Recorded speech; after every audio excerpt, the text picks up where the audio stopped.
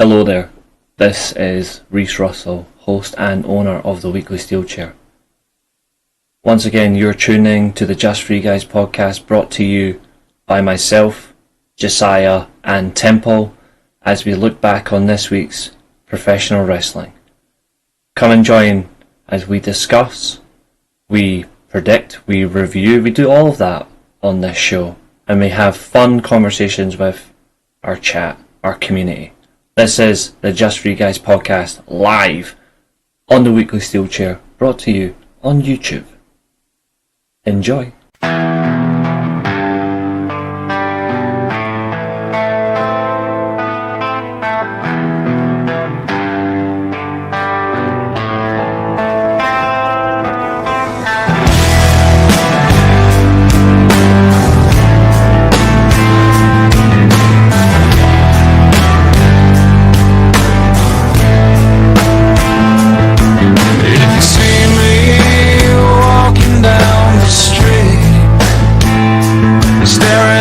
Sky and dragging my 2 feet. You just passed Temple by. It still makes me cry. But race can't hit me with a steel chair again.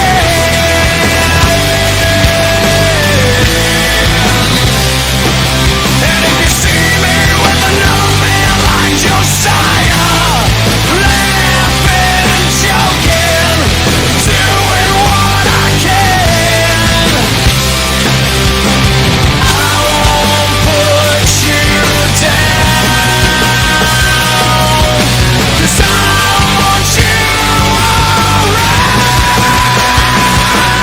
around.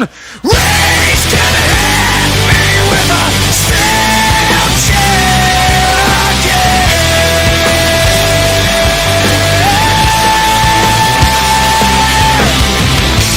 Looking back on when we first met, I cannot escape in Temple, cannot forget.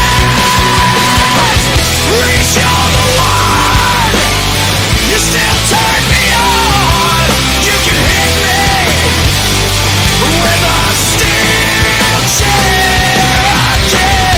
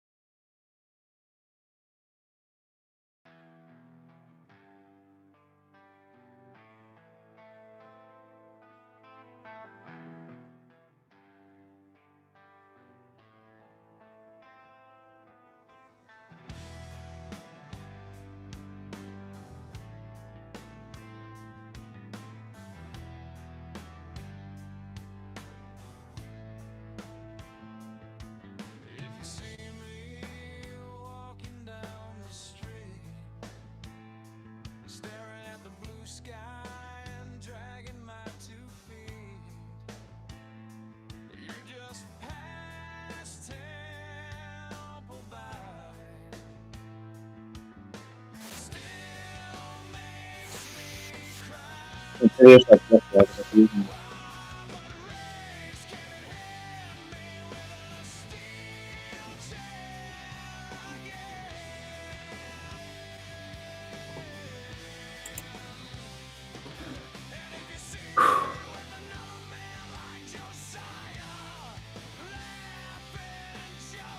is everybody? Alright, James, how you doing, dude?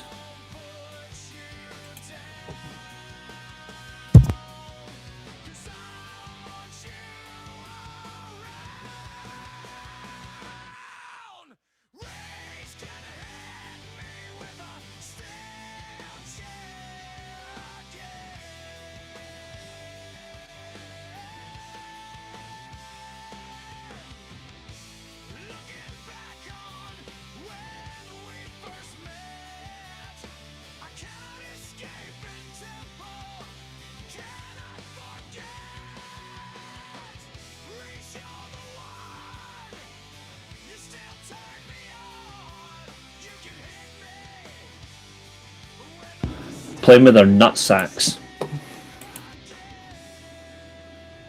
Dodgy stomach, that's what happens when you don't eat good food.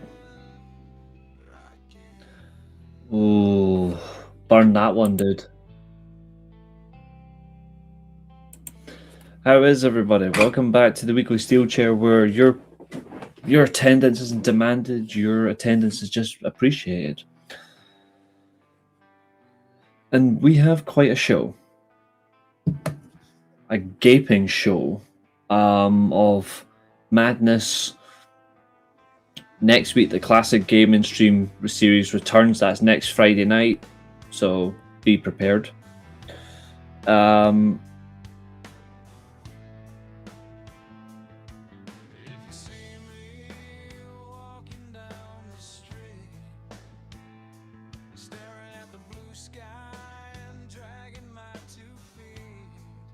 But yeah, everyone knows they're allowed to come in.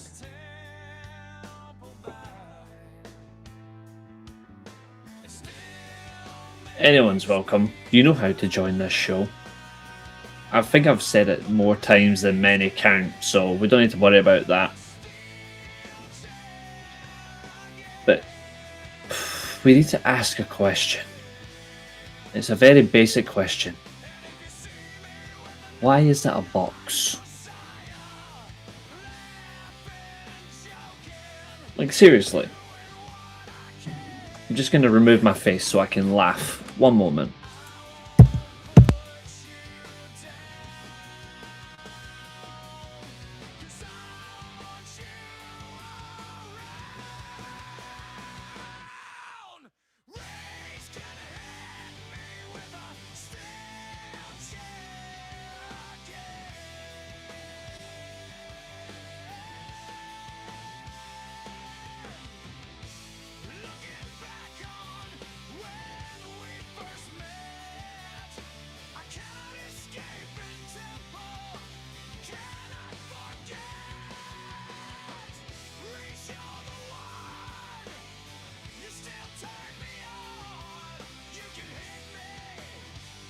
You're welcome to join, dude. You're more than welcome to join, you know that.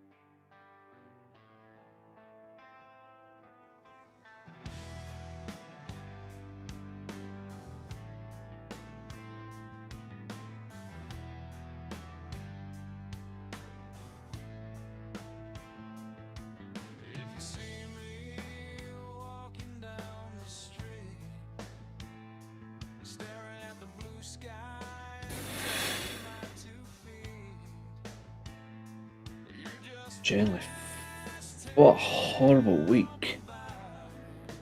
Apart from Monday, this week has been a fucking, well, busy yesterday. But most of this week has been a complete genuine clusterfuck. But yeah, you're all welcome.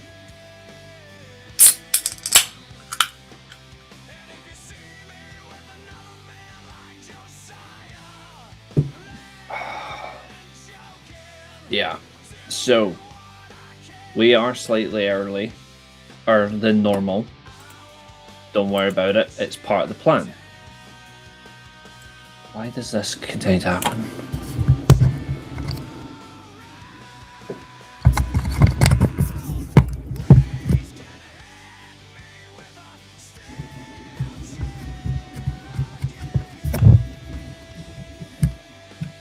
Alright, Fernando.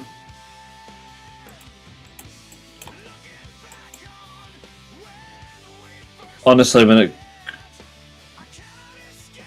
when it comes to who's in the box, I don't know. That's the problem. I don't get this nonsense.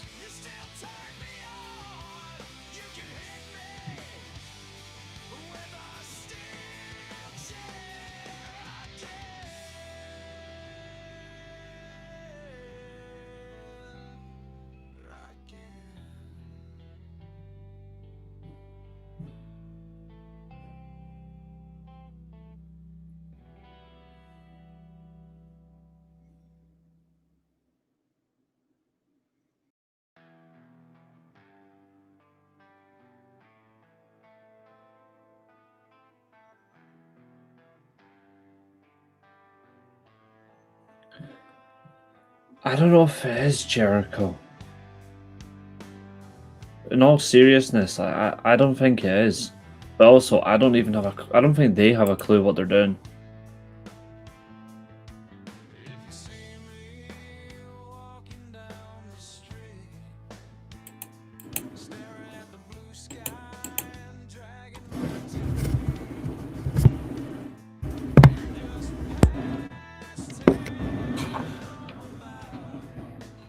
And I don't think it is him because there's no way. I think it's Danhausen. It actually makes more sense, but they don't have a clue. Yeah, I agree with that, Billy. And Catherine, I don't think anybody genuinely cares, because what do you achieve? Like, let's be real, what do you achieve? I don't actually think you achieve anything through this. It's different. Like, it's different.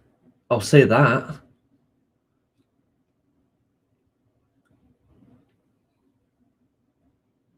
But it's still not like...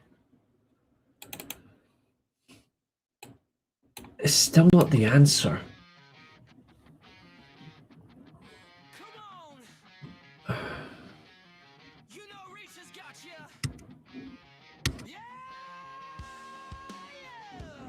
Well, the funny thing is people think AJ will be here at Mania because of all these injuries they've got.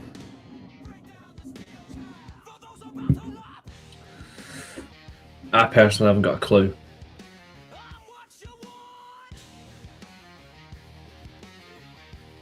And I agree, no hostility today, none of that. Yesterday's stream was so weird, and not in a good way. It was actually quite unsettling.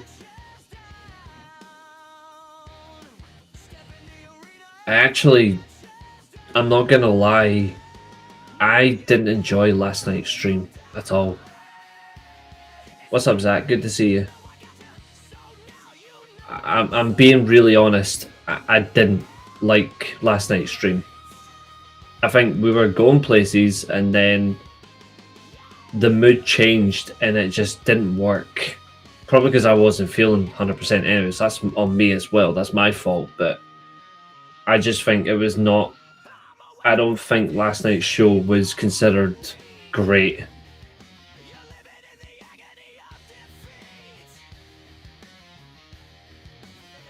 And I'm willing to take the blame for that, for last night's show not being good. I should have done a whole lot better. Like, I should have done a whole lot better. So I apologise for that. What made the mood change? Well, for one, it's another show where politics has invaded the show.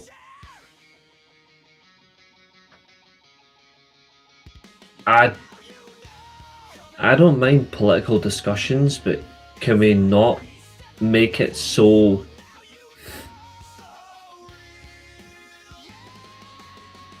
important?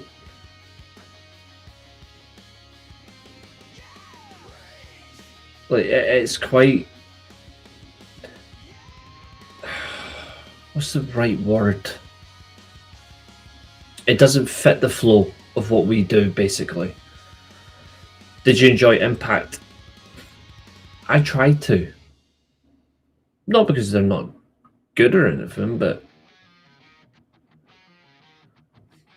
I don't think they actually know what they are.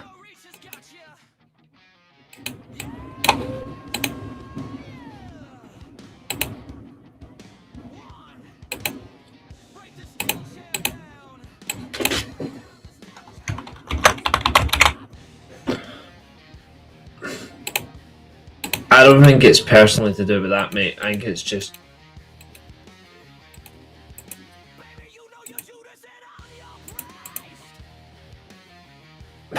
It could have been a lot better. Yeah, I enjoyed AEW, yeah.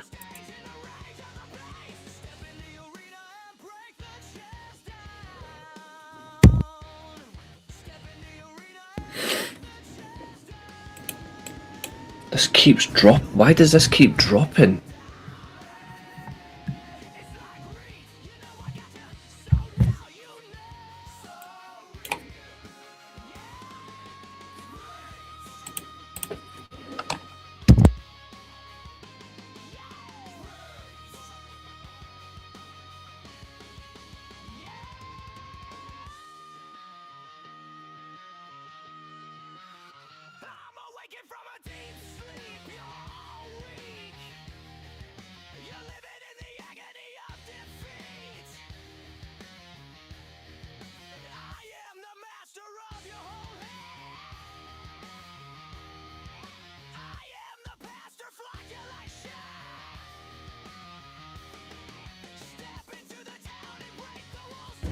I'm gonna leave that up there. I need to keep an eye on this. It's dropping again. Why does it do that?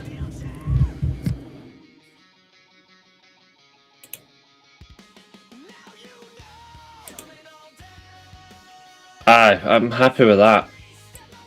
My microphone level keeps dropping volume.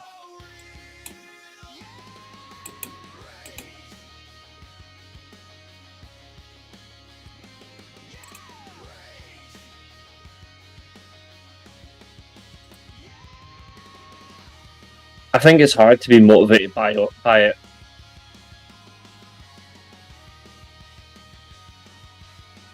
In terms of last night, mate, I think it didn't matter who it was. I've had people like that before, so I'm used to it. Catherine saying AEW was mid. I would like to say I look fine, but watch. I'll even share my screen and prove what I'm talking about. Like, I don't get this at all. Watch.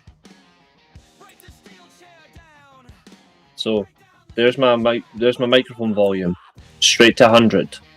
Keep watching. It'll just decline itself. See, how do I stop that? How do I stop that from decreasing? It shouldn't be doing that.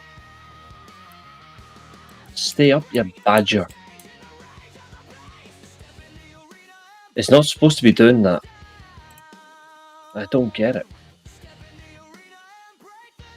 Fucking idiotic microphone. Fucking stop it.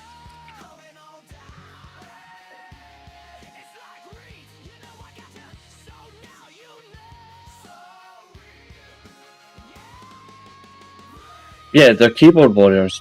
Don't fucking let them win. I don't let them win. I had someone tell me on Twitter once, and this is somebody I used to know, and I'm not afraid to say this. The same little cunt told me to go and put my head between a jackknife power drill and told me to cut my head off and kill myself because I didn't agree with their opinion. And I'm not kidding.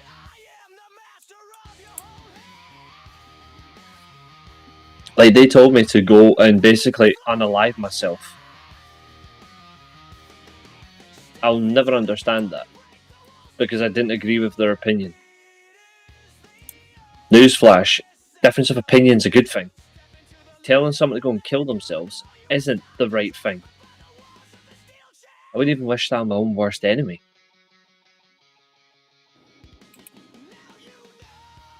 I can. This is not meant to decrease itself.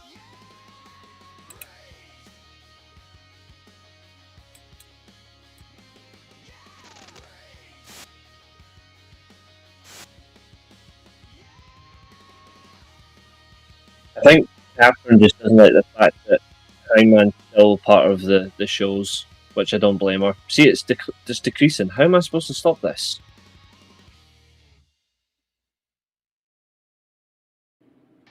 No, my worst enemy is different.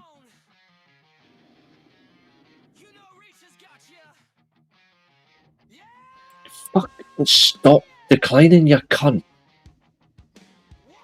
At this rate, I'm going to have to just get a new mic. Yeah.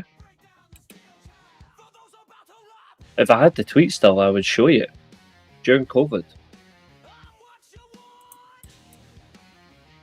Told me to put my head in a vice and kill myself.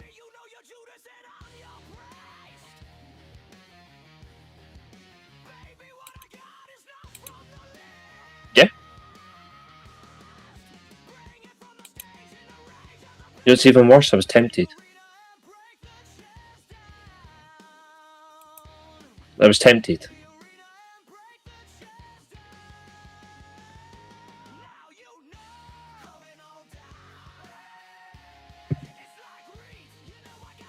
I felt that bad about myself. I was like, maybe I shouldn't be alive.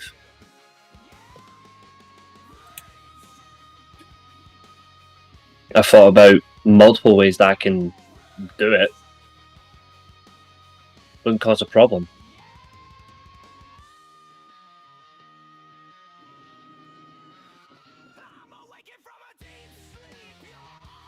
I'm not gonna lie, I'm not a danger to myself.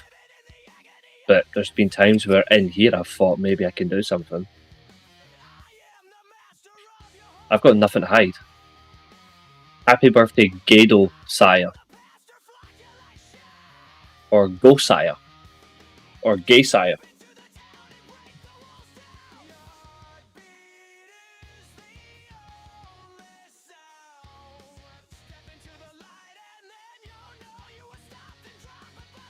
Abel, you're a fucking gem. Thank you.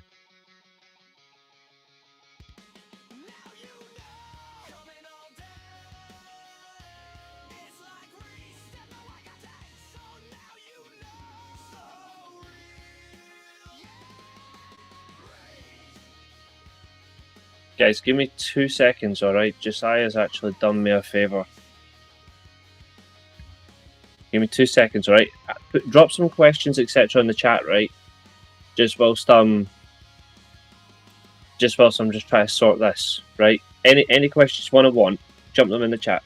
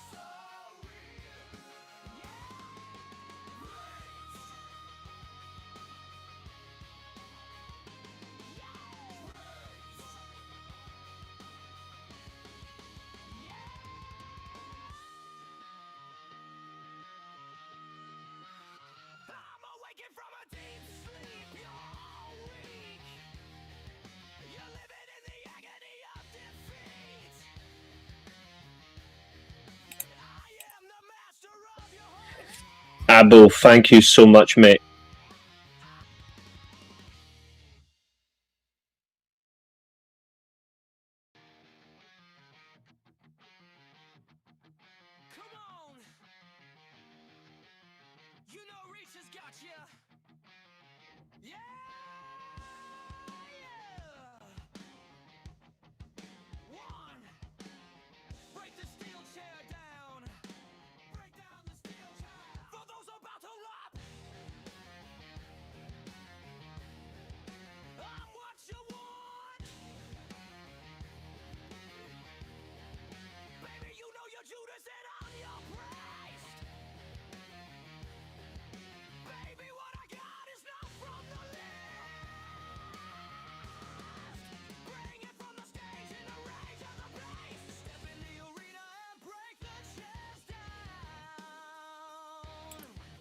Right. Best sound mucking about, but let's see how this goes. No my luck, it'll probably want some war. Keeps declining.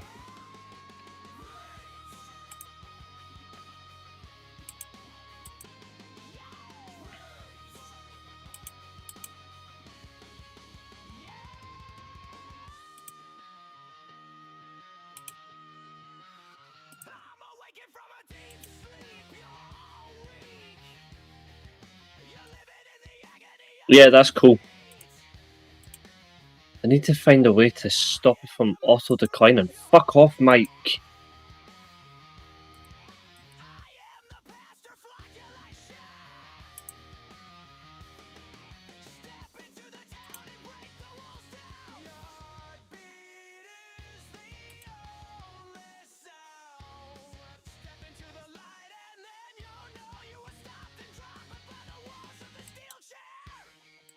Ah, who fucking cares?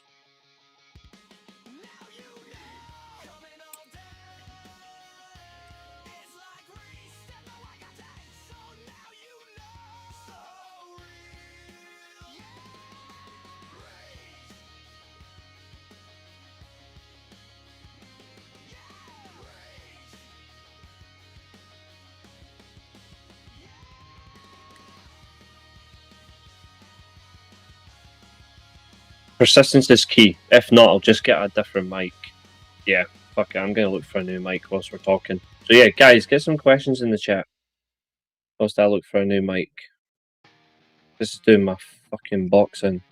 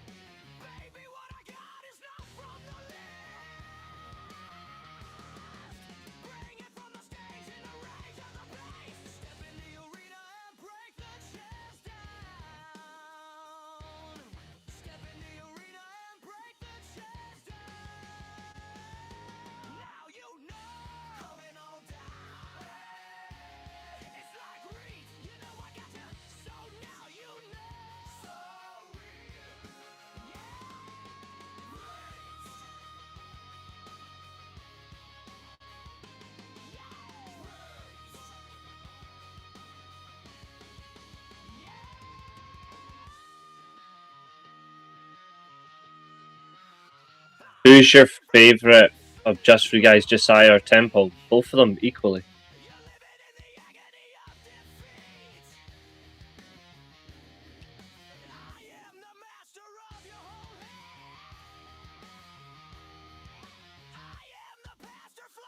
My mic settings, to be fair, don't need an update.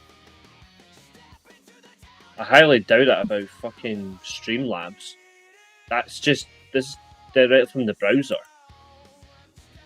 But yeah, I'm not choosing between Tweedledee and Tweedledum. Like, it's not happening.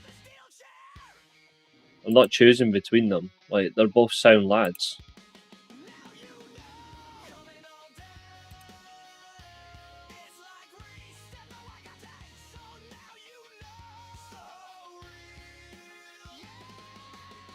What does Hangman do after losing to MJF? Find a hobby.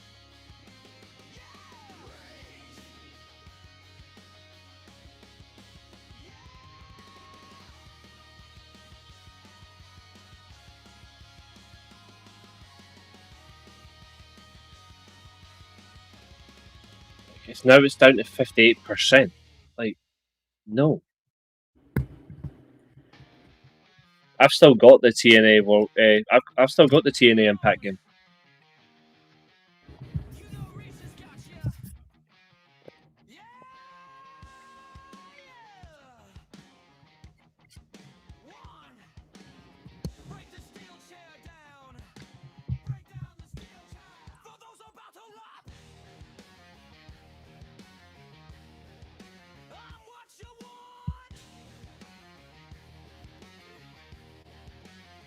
I've got no interest in choosing one or the other.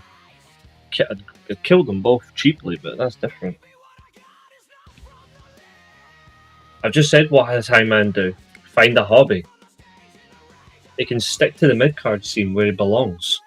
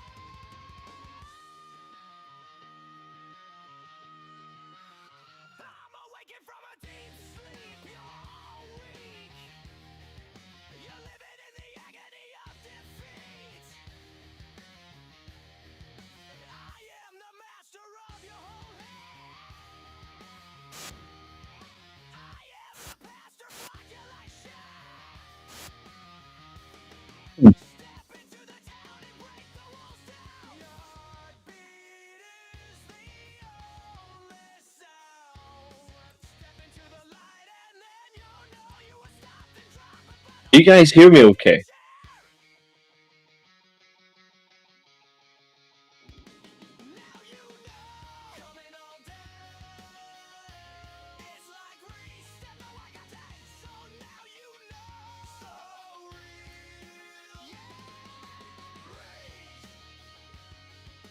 Good.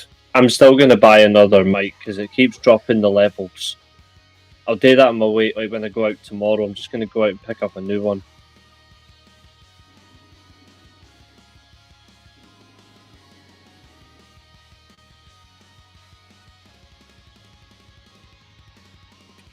Right, this thing's just decided I'm gonna be a dick and I'm done. No wonder it's called a JBL. But to be fair, JBL make good stuff. I don't know why this is deciding to be a dick. I think it's got the Catherine gene. I think it's got the Catherine gene, you know? I'm kidding, Catherine. Don't get too angry. Down to 61%. Jesus Christ.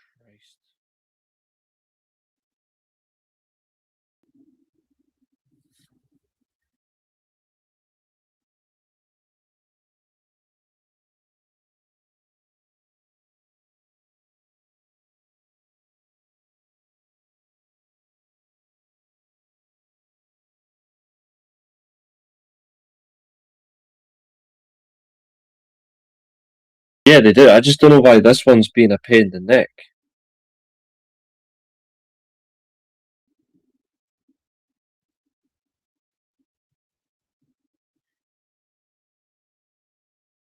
Pretty much. Definitely not a mic god, exactly.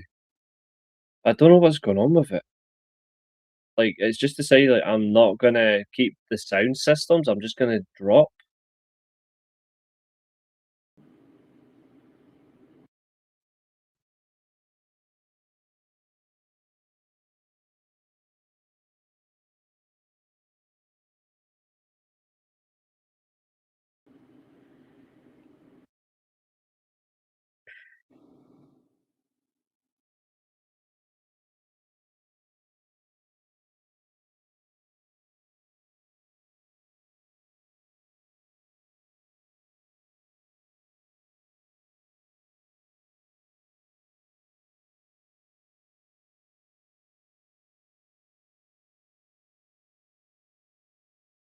I wouldn't mind that, but that's too expensive.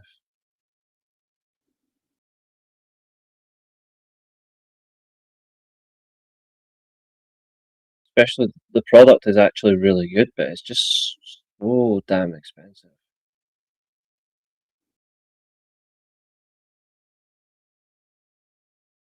Question is, did I just go for it or not?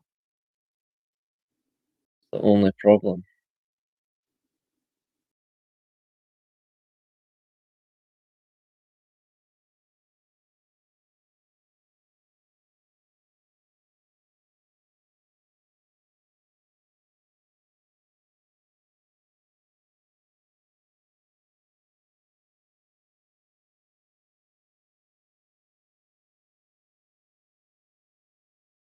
Actually have one of those. I've taken that as well, but that's still so expensive. The guitar case match was absolutely mental. Like, very different. Did not expect that, I'll be honest. But I will admit, it actually wasn't a bad match. It was just very different. I'll go with that. Very different.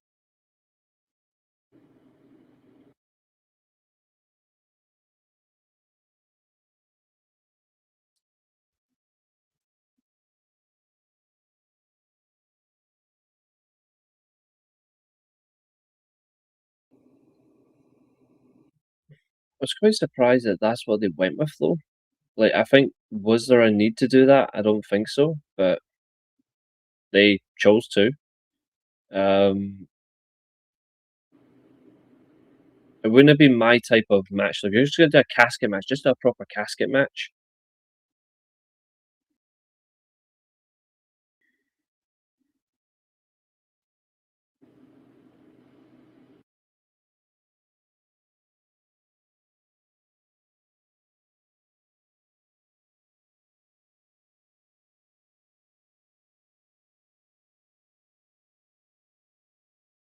Hmm,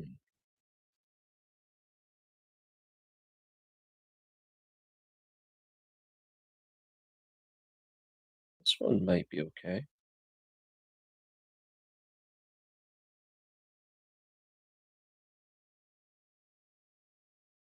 Yeah, exactly. I'm the same.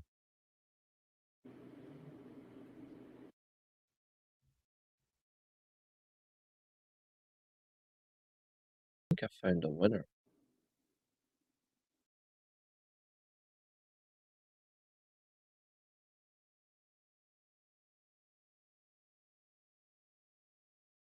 Oh wait, never mind.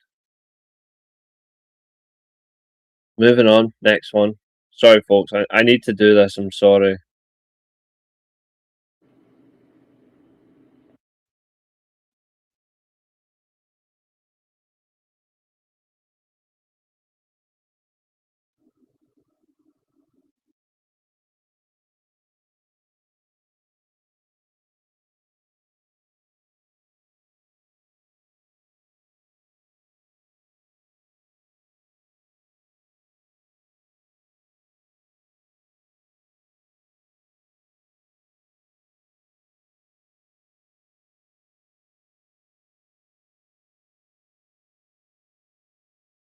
Yeah, I think I'm gonna go with this one.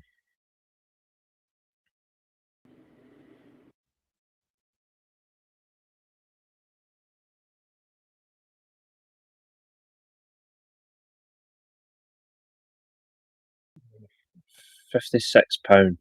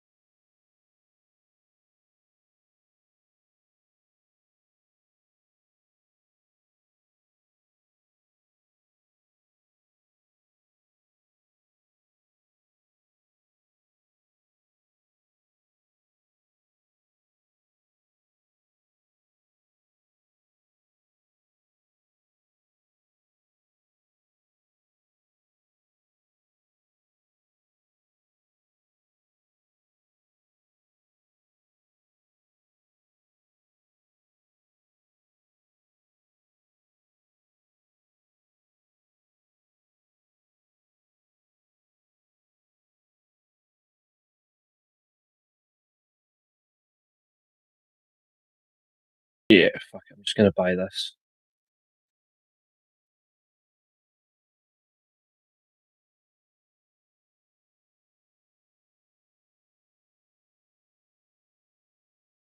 Two seconds, folks.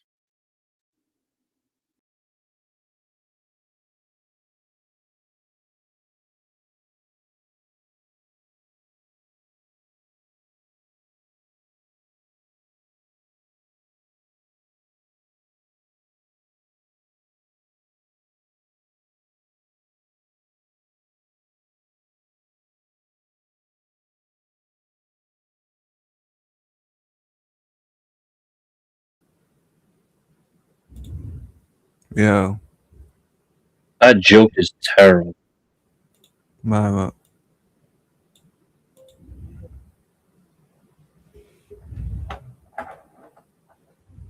don't even watch TNA to even know what's going on.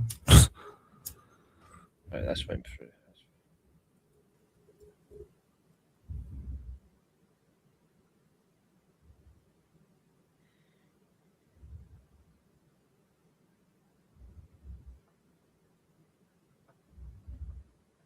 What's the Oh, agenda today? just a week of wrestling, put it that way. That's all it is. Mm. This mic is definitely on the ritz. I don't get it. It just keeps declining volume sound. I don't get it. Like it shouldn't do it, but it does. How long have you had your mic for? Since I got the PC, to be honest, and that was a year ago.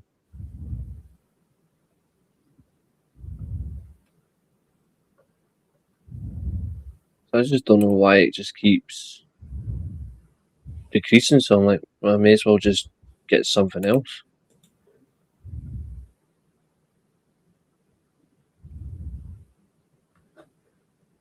It's annoying because it's actually a good headset.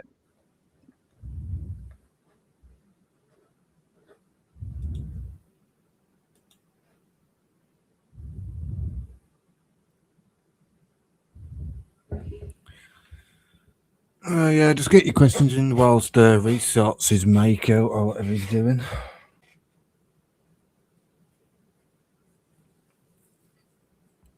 Yeah, I'm sorry, I've done what I need to do. Bought a new mic, I'm getting it tomorrow, but it's cost me 46 quid.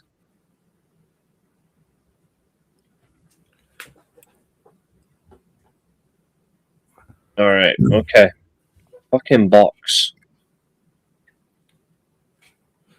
The box. Again. Why a box? What is it with a box? Like, it's not groundbreaking, it's not clever, it's not remotely fun, it's not interesting, it's not good creative, it's almost like we don't fucking care who you are, so we're gonna make sure that you have something boring.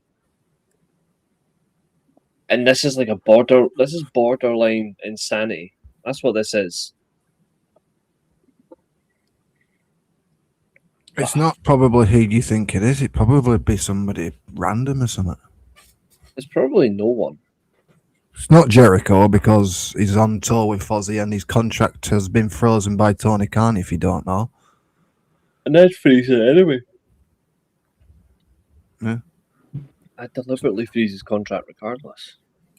Don't think it's evil. I don't think it's David Finlay. I don't even think it's Hiromu Takahashi. I don't even know if it's Seth Rollins. No. He's still being a cripple. Grayson Wall is technically the masked man, probably. I don't know. I don't really care. Could be Vince McMahon.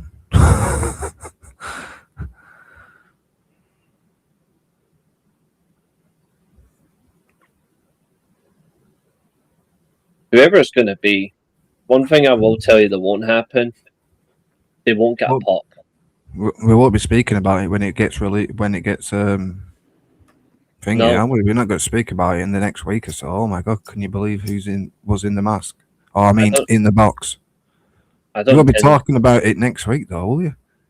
No. When it gets revealed, we won't be talking about it in the next week or so. I don't intend to talk about it at all because it's not fun, it's not interesting, it's not pro wrestling, it's not worth my time. It just proves that WWE is the worst company in wrestling. And when people fucking finally wake up, my job is finally done. Convincing people that your intelligence should be with a different pro wrestling company. Doesn't matter which one it is, just not WWE. There is nothing good about WWE. Nothing. The only thing about WWE that's good is not watching it live.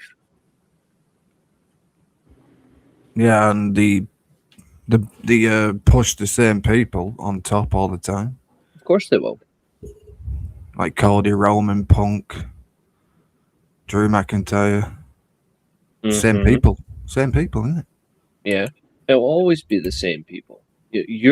People will probably argue that because if you're going to push like, I don't know, young guys, people don't know who they are. They know the Randy Ortons, the freaking Punks, the Seths, the Drew McIntyres, the Codys, and the Romans. People know them people. That's probably why they would probably argue my point, because people know them people. That's why they're getting pushed. Yes. Your WWE won't be pushing youngers or the up and comers because they're still there. Punks and your Randy Ortons are still there. Nice of them to expose Royce Keys as well. Sorry to real wrestling fans. We know him as Powerhouse Hobbs. Nice of them to expose him. making him reveal his life story about his brother in like fucking prison for his drugs and shit. Yeah, but we've not seen him since the Royal Rumble. It's because they're doing this interview with him now. They're going to push him. You could have done that on live TV with vignettes. They're not going to do something like that on live TV. No chance. They're too sick in the head. No, they could probably play off that. The Hayes powerhouse ob is that he's had a horrible upgrowing, and that's how you get to like Royce Keys, if you get what I mean. Mm-hmm. I agree. Absolutely, James. It is sleeping tablets on standby. And speaking of on standby, the week of June 22nd, I am doing watch-alongs all week because I'm on holiday that week. And one thing that is for sure is I will not be watching on the 27th of that month. I will not be watching the Saudi show Night of Champions. So don't bother. Yeah, that will asking just me be like that stupid title thing, won't it, or whatever they do. No, that's Crown Jewel. Night of Champions is just going to be their attempt to continue with. Well, yeah.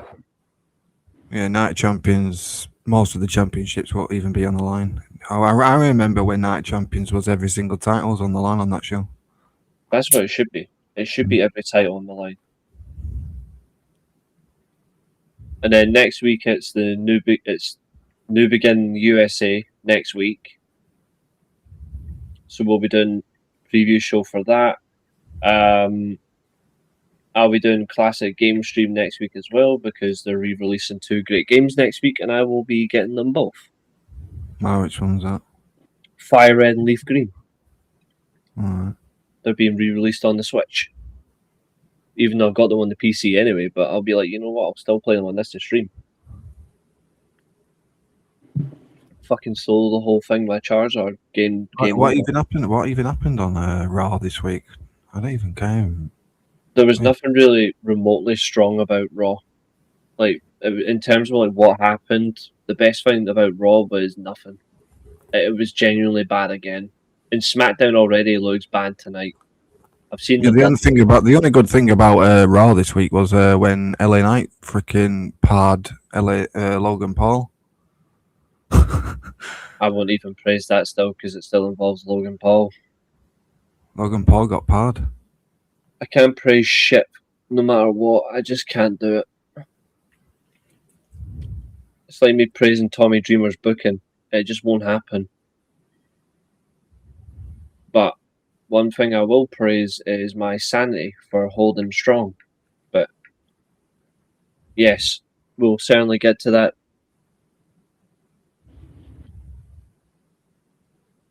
You need more than sleeping tablets.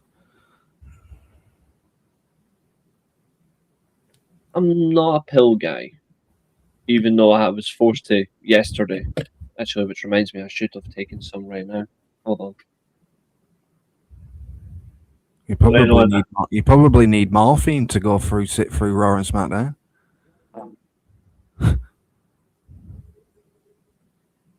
And you probably need morphine to sit through AW sometimes as well. Only when Orange Cassidy's on. That's a morphine indictment. But that's morphine for sure. Catherine just takes morphine just so she can get Tony Khan up. And yes, Catherine, I called your ass out. You nightmare. Only once, Catherine, don't worry.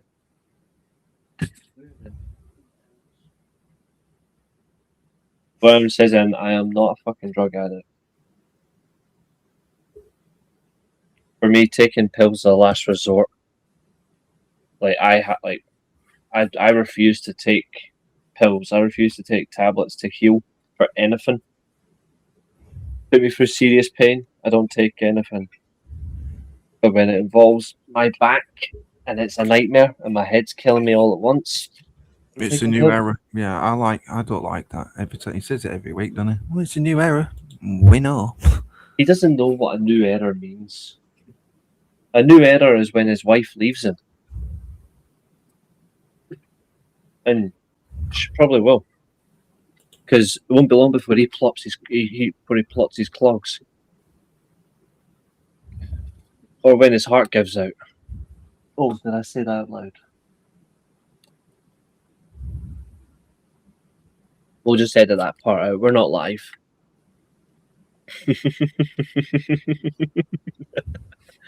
I've always wanted to say that. I just think WWE right now is in a state situation where they can't get better, and the reality of it as well is nobody's going to accept the truth except those who are willing to listen. Like, if you can't accept that WWE is not good, then I don't know what to tell you. Like, you have to realize, and this is not about what's your favorite company or what's not your favorite company. It's just genuinely shit. And it hasn't been good for many 20 plus years. Like, in all respect, continuity, it hasn't been good for years. Now, Billy's probably going to say, oh, but Roman. And then I'm going to say, take his dick out your mouth. Or your hand, because that's where you wanted it first. But we're in an element where it can't get better. And the only way it gets better is if they get rid of all those who are genuinely jeopardizing the organization. That's not to brainwash people. That is not to go, oh, he's just being negative. No, I'm being deadly honest, and I can't be anything else.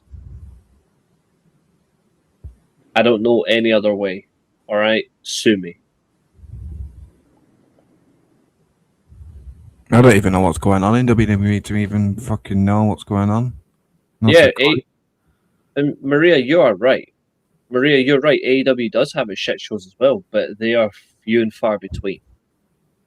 But that's actually the only difference. Because it's just easier with Roman as an example. And you are his biggest dick sucker. And you know it's true.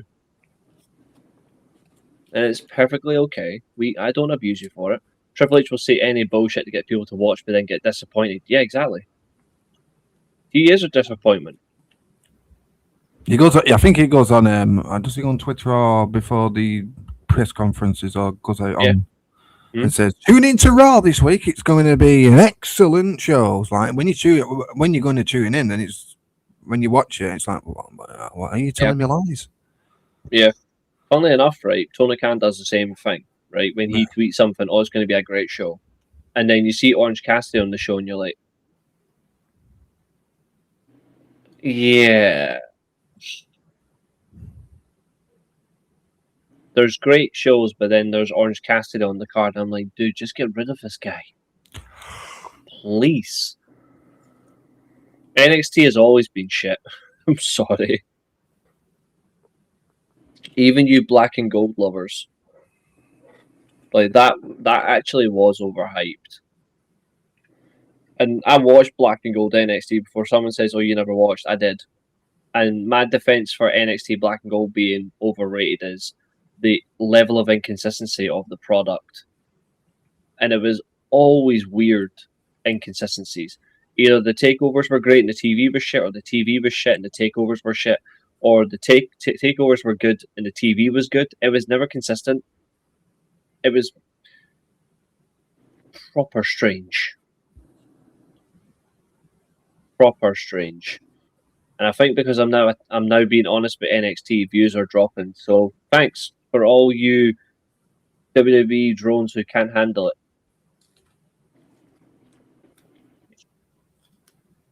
The exit button is elsewhere. NXT's filled with Booker T fucking gooning online on commentary every week. So He's such a pair.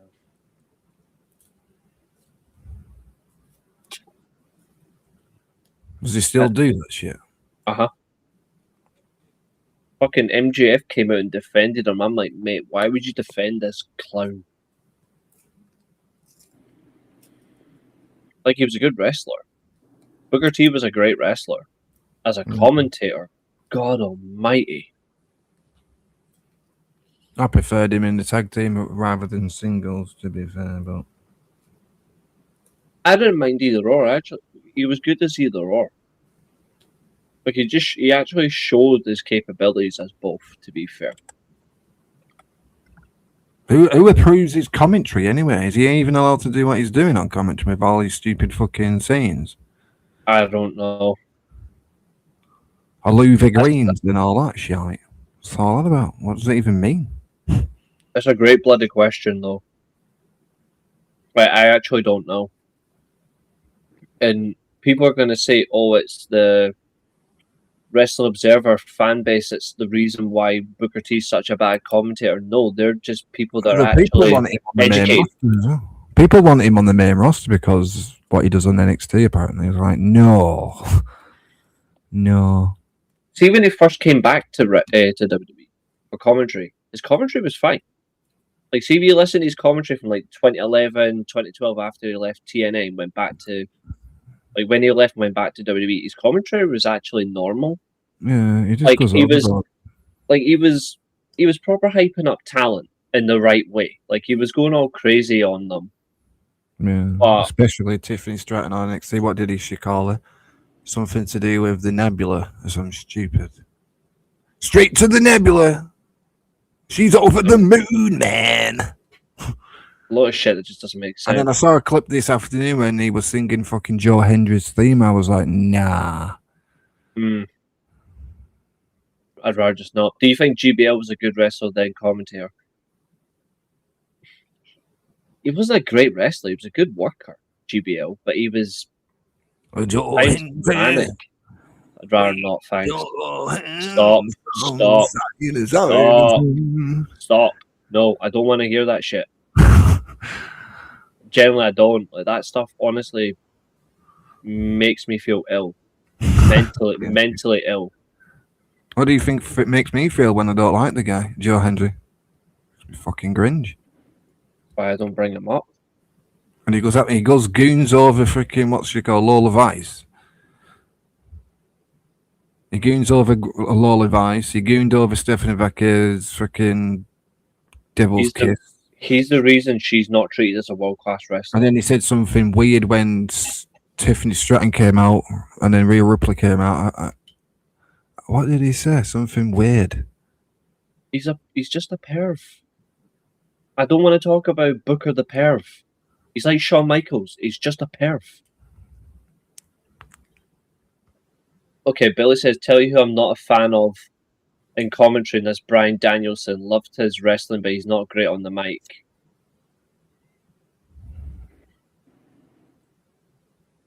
I think he's alright on the mic, actually. I think his commentary... He's not JR level, but he tries to be more like JR than anyone else, or maybe a Bobby Heenan. Like, he wants to be more about the moves and getting behind the talent, trying to put them over. Like, you can tell he pays attention. He dissects the match. He does that as well. Like, he's very analytical. Like, and I like that. It reminds me of Iron Mike Tenay. More than anybody, actually. Bryan Danielson reminds me more of Iron Mike Tenay.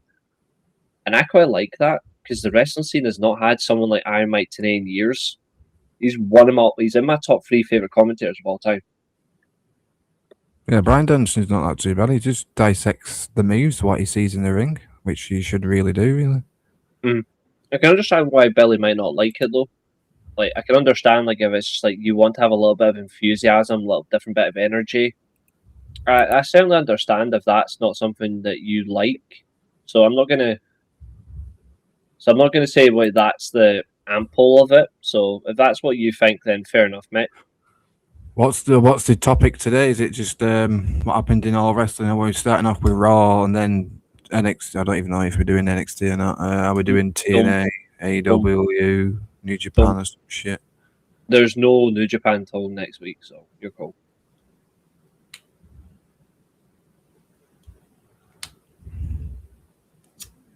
It's all right though, Xavier. I mean, it is Billy's opinion. If he doesn't particularly like Danielson's, like, in terms of commentary, that's okay. It's not a problem. I actually would rather listen to him than say someone like, well, anybody like Michael Cole, Wade Barrett, Corey. Actually, you know what? I think Corey Graves is in the wrong company when it comes to commentary.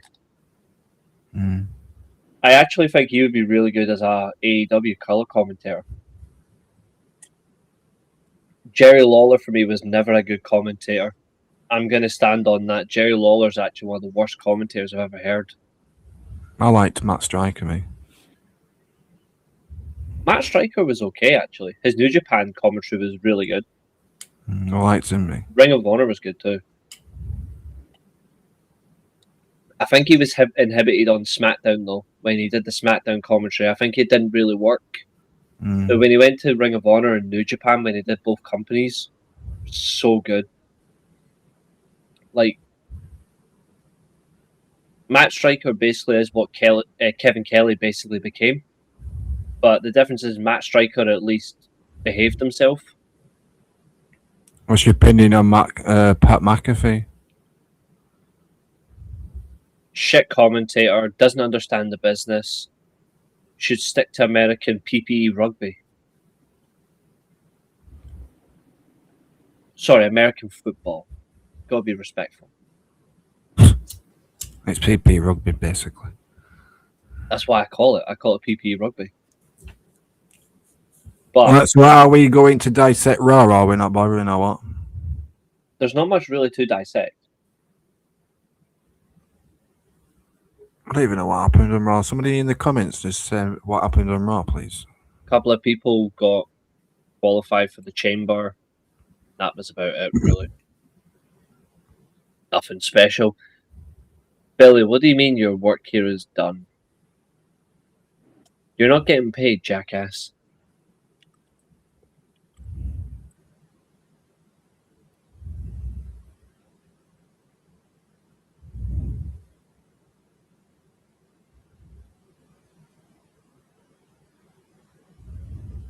Same, eh? But I didn't watch it either. I'm just seeing if anyone in the chat watched it, so we can dissect it or something a little bit. Yeah, basically there was a box chamber. Yeah, PPE rugby. Over here, rugby players are basically the same as American football, except they don't wear heavy padding. So there was the box. There was the box where it said a date or something. Is that the chamber date or some stupid or what? Yeah. And then there was qualifiers for the chamber. Who qualified for the chamber? Does anyone know? Javon Evans is qualified. All right, fair enough. Anyone else? Anything else in the show? Any? Gunther's qualified. Javon Evans is qualified. Damian Priest is qualified.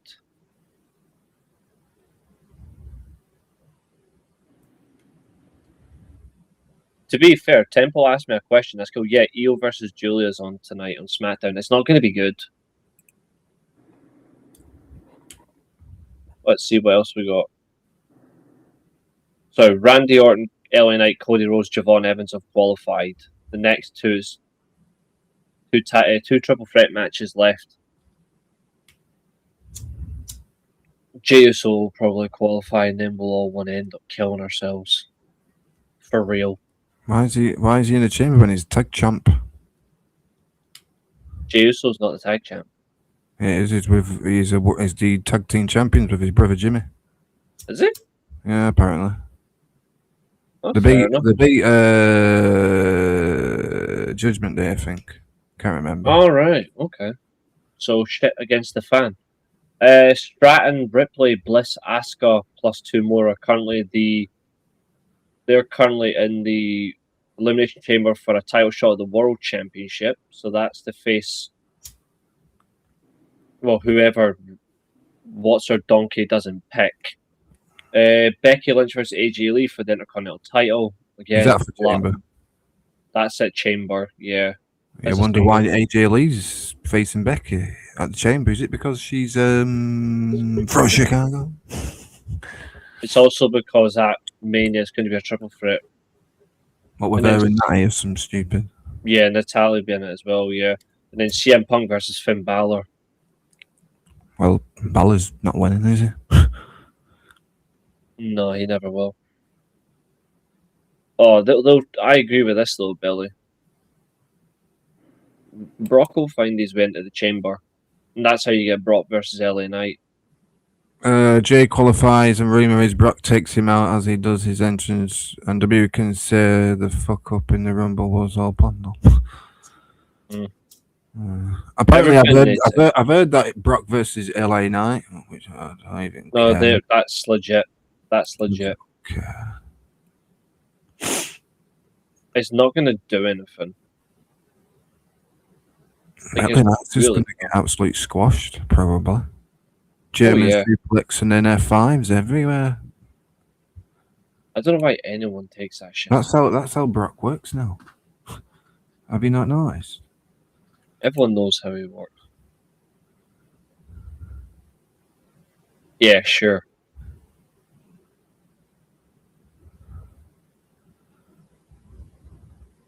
No. So is Jade going to defend the title anytime soon? Yeah.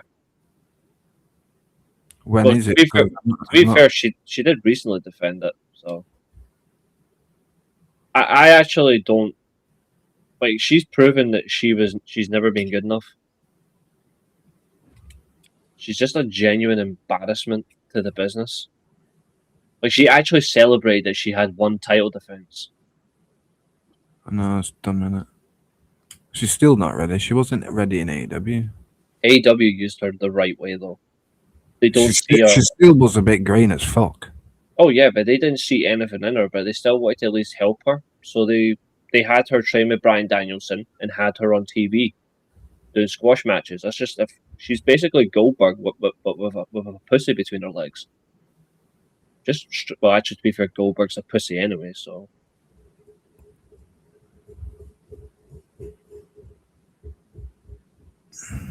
Now, what is the card on? What is the matches for SmackDown? Sorry, qualifiers. Yeah, the last two or something.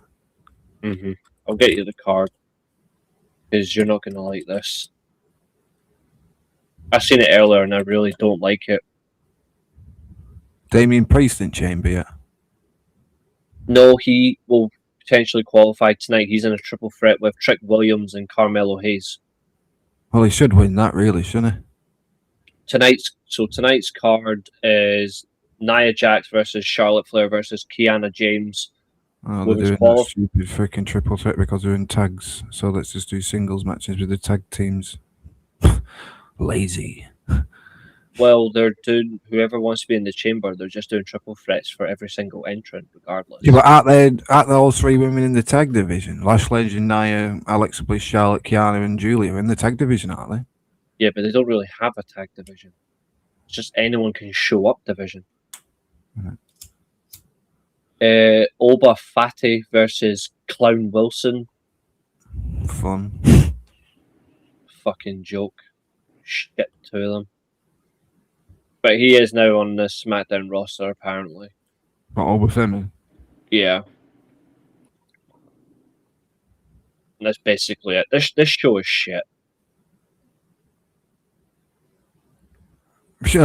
Priest should win. If he's not winning, then that's a fumble because wasn't he world champion like fucking God knows how long ago? Was it a year or 2 years? The downfall of Damian Priest actually needs to be studied if you look at it. From a world champion cash in to just being there, just being there, really. Well, to be fair, I've always said it before. There's not really a fumble if there was never an upside. That's my opinion. You can't have a downfall if you've never had an uphill. What am I looking for? When is Hobbs actually turning up and where? Your guess is as good as mine, Billy. I ain't got a clue. They should have probably at least debuted him after the Royal Rumble. I think he'll be at SmackDown. I think if he was going to do those vignettes, do them on TV. So I don't know. I'll do something. He never had a vignette. You know what I mean? Like, it was just a straight up, like, he just had an interview that he did as a podcast. That was it. Wasn't he a main event according to someone? Yeah, he had the main event match, yeah, because they didn't trust where he came from, which I think is absolutely ridiculous. So the full card is those two triple threats that I've mentioned, men and women.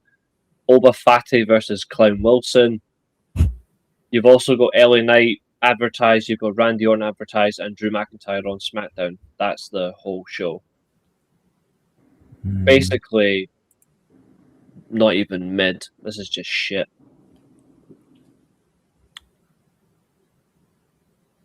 Shall we skip WWE stuff, or do you want to continue talking about it, or shall we skip to the next topic? To be fair, definitely skip. There isn't much. To be fair, there is one major topic, though, that needs to be addressed. Janelle Grant. Oh, still talking about this freaking Vince allegations crap. Needs to be brought up tonight, but purely because there has actually been a development in her case. She's also appeared in public for the first time today. Since the whole thing started, she's never been seen in public once. But she has now brought things up. It's now gone further to the arbitration court. She has her hearing coming up in the next couple of months.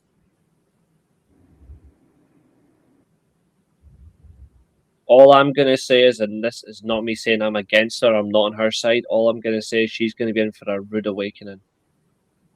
What do you mean? Because nothing's going to happen. Nothing's going to happen. They'll get a settlement, and then that'll be it. Yeah, and then Vince will pay the people, and then push money, and then it'll be all over. Like, he's not going to serve any jail time. He's not going to get in any form of trouble. It'll be one payment, that's it. And then she'll, after that, quieten herself.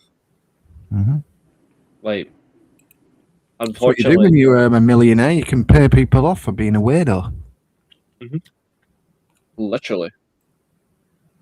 Welcome to the society. Yeah.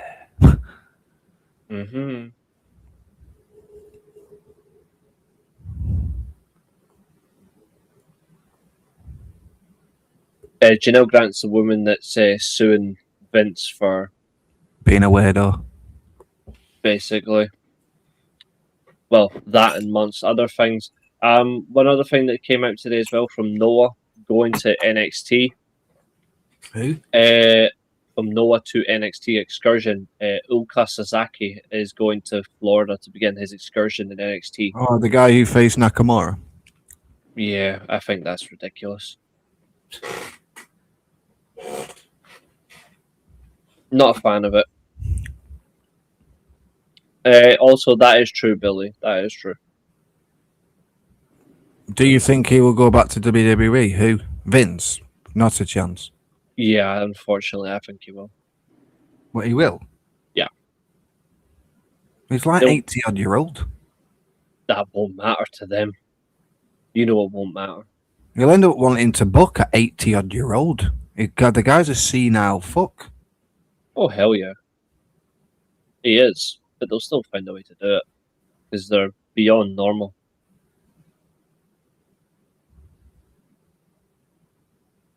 If we can have brought back. Some things are just irrelevancy.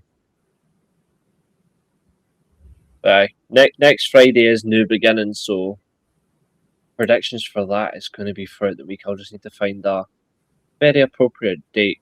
And if Josiah's got a fucking working laptop by then. Because that's why he's not here. If anyone asks, where's Josiah? His laptop gave up on him. Plus, it's his birthday as well, so that's probably why he's not here. It's his birthday, isn't it? Well, yeah, but his laptop did also give up on him.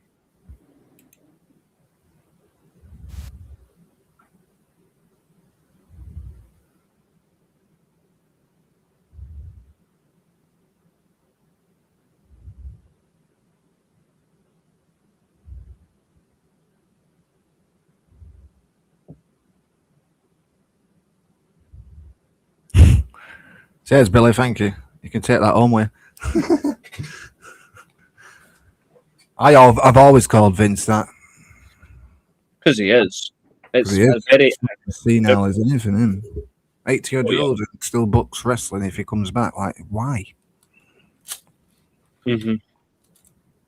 Don't get me wrong, Vince McMahon was really good when he was in his younger days, when in the in the 90s Attitude Era type of stuff. I'm not saying he's all the stuff were good. I'm on about some were good. Yeah. But it doesn't stop him being a weirdo. Yeah. It doesn't stop at all. Oh. Okay, here's something interesting. The next New Japan, New Beginning in USA. Are we waiting until Josiah's? That'll be next week. Yeah, just wait for Josiah, innit? Yeah, there's no point. The new season of Dark Side of the Ring has confirmed one of the wrestlers that they'll actually be talking about as a featured episode. Where is that? Big Boss Man. Dark Side of the Ring. Big Boss Man. Yeah. I do wonder what it is about Boss Man that they're going to talk about. I want to see what it is that they actually specifically want to talk about, though, because I don't know. Here's a question for you guys. What's your favourite episode of the Dark Side of the Ring? For me, it's the Daphne one. Even though that was the hardest watch. Mine would be probably the Von Erich one. Kerry Von Erich. That one was a hard watch. That was a hard watch. It was excellent, that one. Yeah, it was. I think, well, for me, it probably is the Daphne one or the... To be fair, the Harley Race one was really good. The Foley one was good. Even the New Jack one was decent. Yeah. That one was fun. Bam Bam's one was great. Yeah, I love Bam Bam. He's awesome. Yeah. So WWE's filed trademarks for 2 new names. Should watch it, Abel. It's a good watch, Dark Side of the Ring. It just tells you how the careers technically, like, I don't know how to fucking say. Yeah. Technically, Kerry Von Erich one was when showed him all his history of his wrestling and then how he passed away, unfortunately. Mm-hmm. And then the New Jack one was about that stupid freaking transit or something. No, the new trademark names is Tristan Angels and Dorian Van Dux. And Dux as in DUX. No idea why you would trademark those names. Benoit one was decent. Yeah, and the Who Killed WCW series for me was absolute shit. Sorry, dude. I thought it was shit.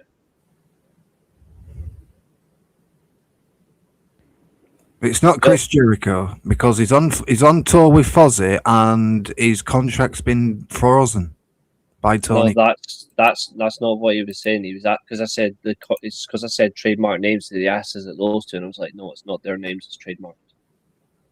Jericho's obviously Jericho or Chris.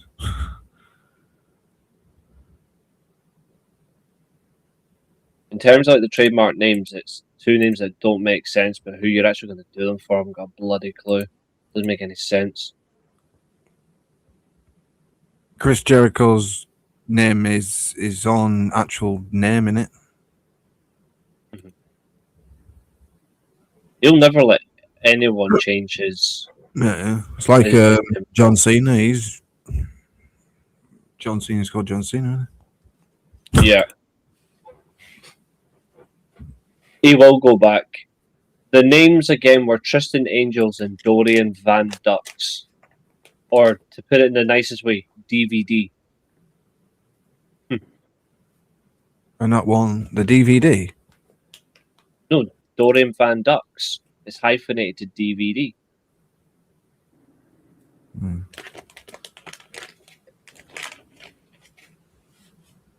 What do you all think about the ticket sales for WrestleMania? It's got worse. It's got worse. Are they down? Mm-hmm. And the 25% off sale has backfired. Watch until the put the tickets on for the Saudi Mania, that will be down, won't it? It'll absolutely be down. But the thing is, though, is people are already stupid enough to go over there. Yeah, but And you if know they the do- reason why they're down is because WWE charge you fucking an arm and a leg for tickets. You Just technically down have because to no be one like, cares. you have to be like, I don't know, 1,000 billionaire or a millionaire to go to these WWE shows now. Basically, you have to be Pretty wealthy much. as hell to go to these shows because they're fucking pricey as fuck. Mm-hmm. Technically, a WWE show is technically half of my wage. I'm just glad that I don't have the need to go anymore. Oh, here's one to laugh at. See, for all the people that thinks Obafemi's that good. Here's one for you. He was on main event this week. Up against Joaquin Wild. Or to wrestling fans, you'll know him as Zima Ion. Oh, was it? Is he in the LWO bullshit? Yeah, but he's on their Triple R most of the time. But he was on main event with Obafemi. Oh, but he's got potential. He's going to be a star. He's on main event. Where he belongs. Could say that about Moxley when he was on AEW Dark. Hmm. The only difference is, though, is one of them ain't going anywhere. You'd have to have the whole thing about them is just, yeah, there's no point even dwelling. 40k seats. Christ. Yeah, the prices are shocking.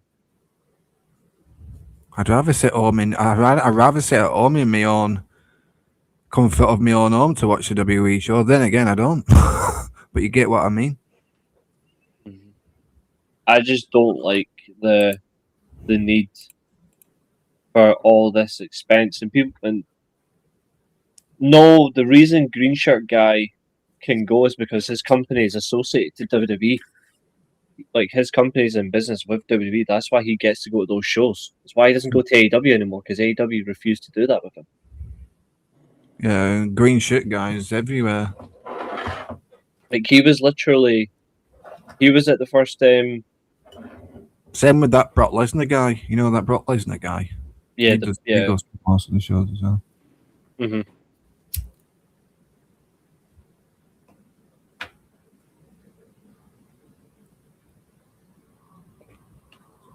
Like the reality of it that you don't actually see.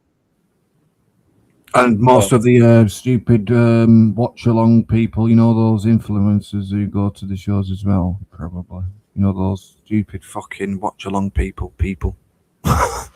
Yes. Who fake reactors, I call them. Oh, the reactions aren't genuine. Hmm. The reactions are generally just weird.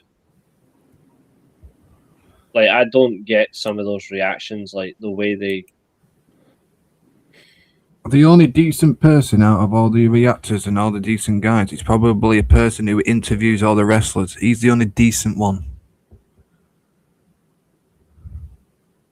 I mean, that is what I'm trying to do, but pretty much, yeah. I agree with that. Problem is, in general, I just don't like. I just don't like how they come across. Like they're just so damn ridiculous.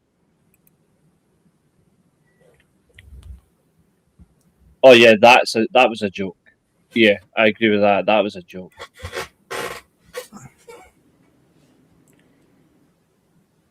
I've done them, and I've seen people say we deserve a WrestleMania. Do we fuck?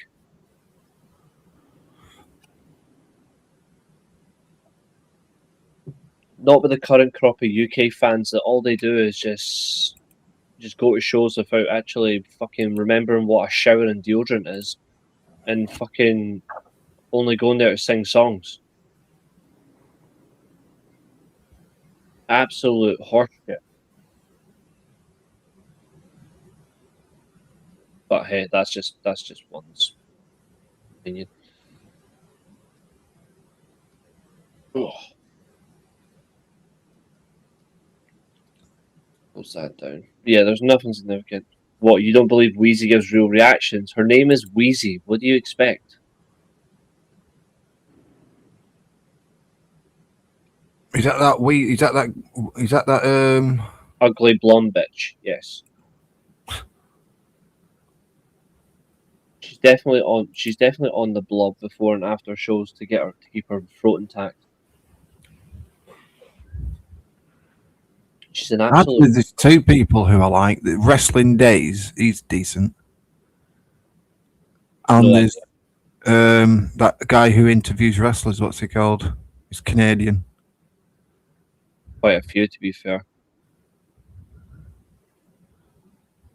But I forgot what he's called. Somebody will tell me in the comments. Yeah, it'd be probably Chris Van Vliet you're thinking of. Yeah, that's him. Yeah, that's him. That's the only two people I like. Him and Wrestling Days.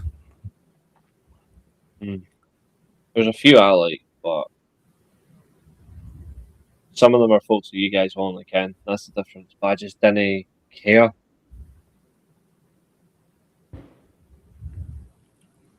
Shall we get into the TNA stuff or AW stuff next? We pretty much did AEW the other day. There's not much else different to say about them. OSWs are alright. Why, what's that? It's a YouTube channel. They're alright. What's LCW? OSW. What is it? You've never heard of it? No, I don't think so, no.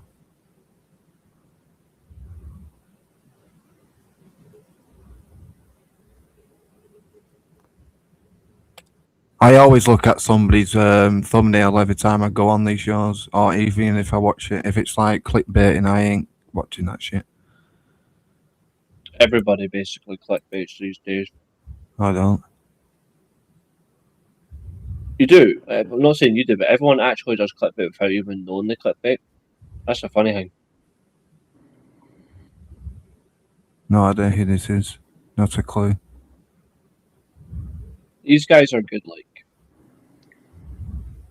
they go right in on review stuff. Like they're really good. He's not. He's a cunt. So's he.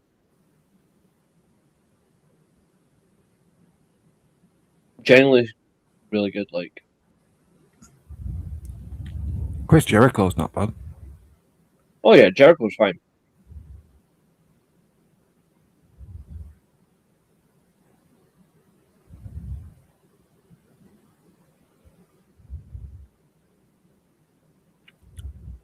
Do you watch all that? Do you not watch Cultaholic, whatever you want to fucking call them? I'd rather not. I'd rather not either.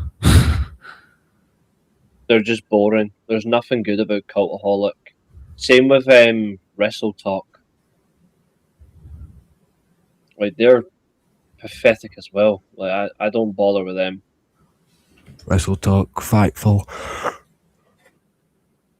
Fightful are just afraid of the Steelchair. Same with that prick Sean Ross Sapp. I'd love to knock him out. An absolute clown.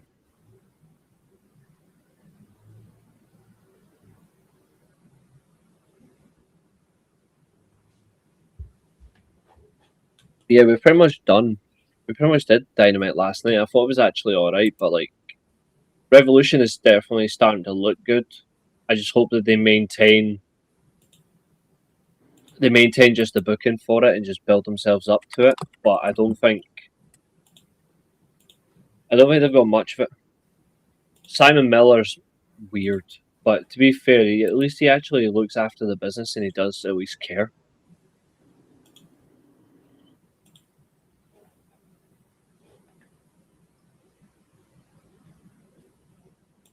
So in terms of TNA this week, so they had the guitar-shaped coffin match, which was different. That was the main event. Could have been a whole lot better, but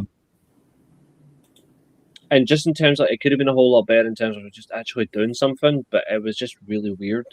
Like, I didn't if you're just gonna have a casket match, why not just have a genuine casket match instead of having to make it a guitar shape? But it could have been a whole lot better. Blanchard faced Joe DeFret. Was alright. Channing Stacks, Lorenzo got his freaking title rematch and lost. Again, why you would have another clown like that on your show, I've got no idea. Unfortunately, BDE was on the show, teaming up with Rich Swann. Rather not watch it. I'd rather not watch. That's why I don't watch TNA. Beaver, you didn't watch regardless of him. No. So you can't use him as an excuse. It shouldn't be wrestling, though. Oh, I agree. He just is. It's just really annoying.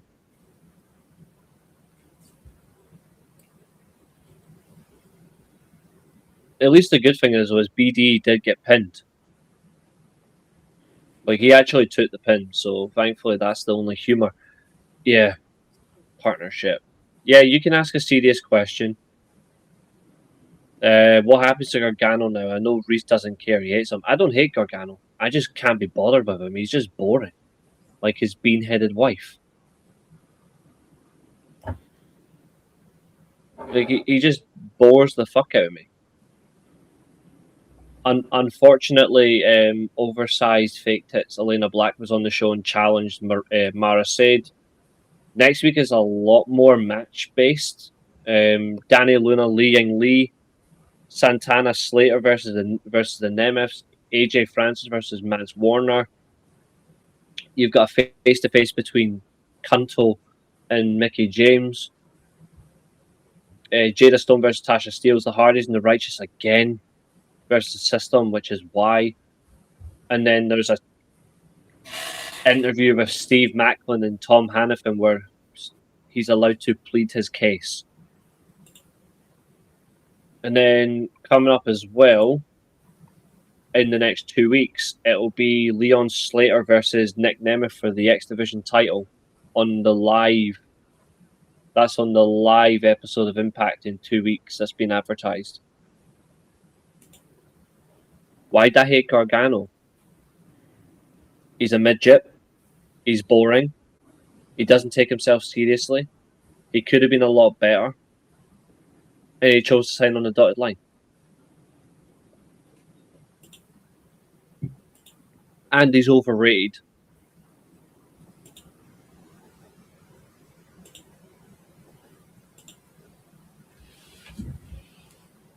I don't mind Gargano. He was holding Ciampa back, in my opinion. He was holding him back for years. And I'll stand by that.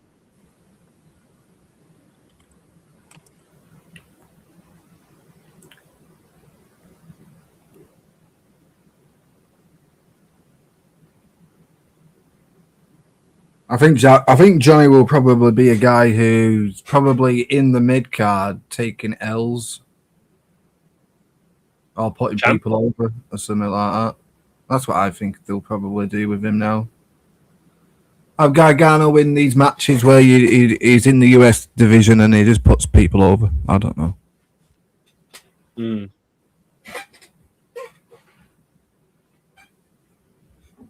There's just a lot of shit all over the place, but it's just weird. Ring of Honor was actually slightly better this week, though. Zayda Steele again continues to prove that she's got good potential as a women's wrestler. It wasn't a short match. It was actually quite relatively short anyway. But she's shown she's got some development.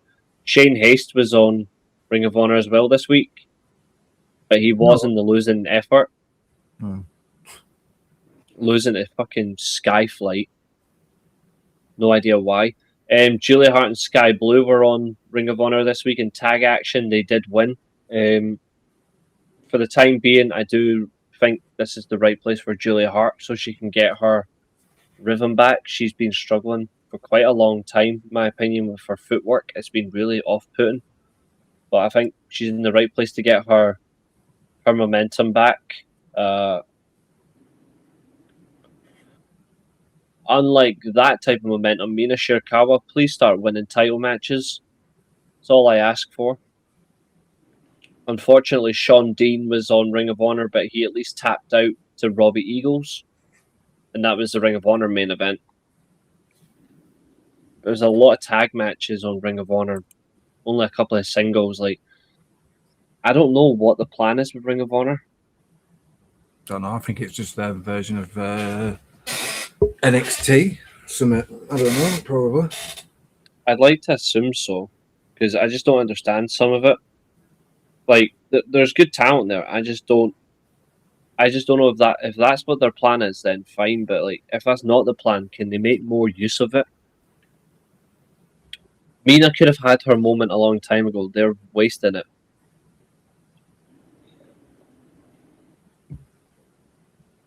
Like, she should have held like something besides an interim championship by now. Like that, I didn't like that stuff as well. When you bring interim crap into wrestling, like, this is not mixed martial arts and UFC. This isn't boxing. There is no interim champions in wrestling. I don't want an interim champion. If the champion's fucked over, then just give the title to someone else. Yeah, vacate it and then crown your new champion. Simple, isn't it? Mm-hmm. I just don't get this obsession. There's one thing I will say though, mind you, I was going to say something WWE do, but they don't actually do it anymore. They just give the champion months on end as champion for having to vacate.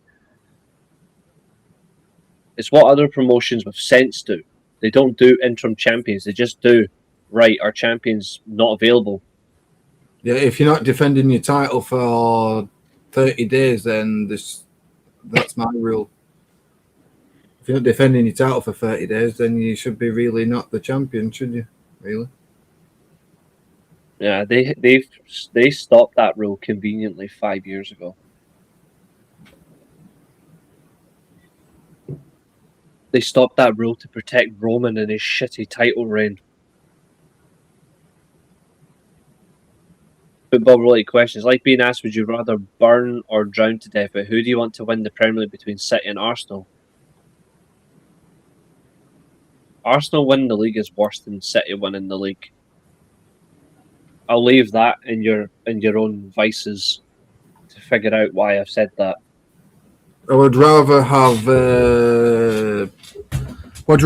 Arsenal win the league than City. Anyway, I know that for certain. City win the league, it doesn't bother me. It should do. It doesn't, because there's no noise. Arsenal win the league, you'll never hear the end of it. Especially with their fucking horrible team and their shitty manager. Nah, I'd rather not waste the time.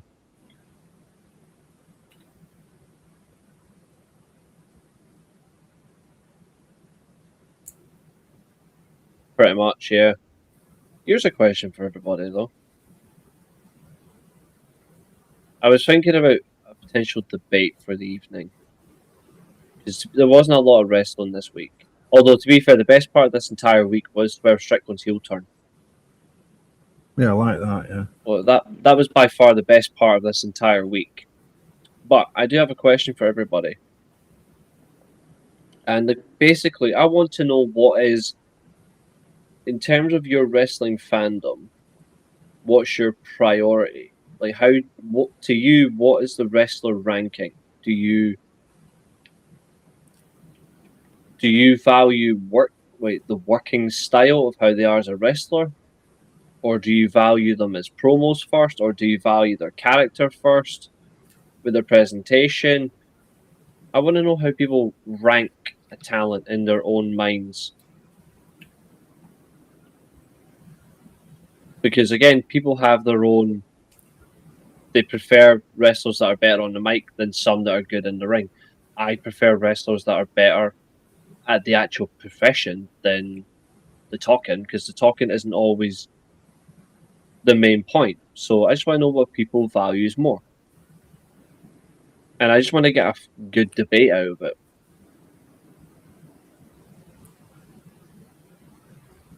I would say probably character. You should have a character, really, shouldn't you? In a way, yes, but there is no way for a character to be manageable in wrestling now. You look at across the board, character development doesn't really show. It's not as easy to bring out a character anymore because people don't really pay attention to it anymore in that way. Not in this area, no.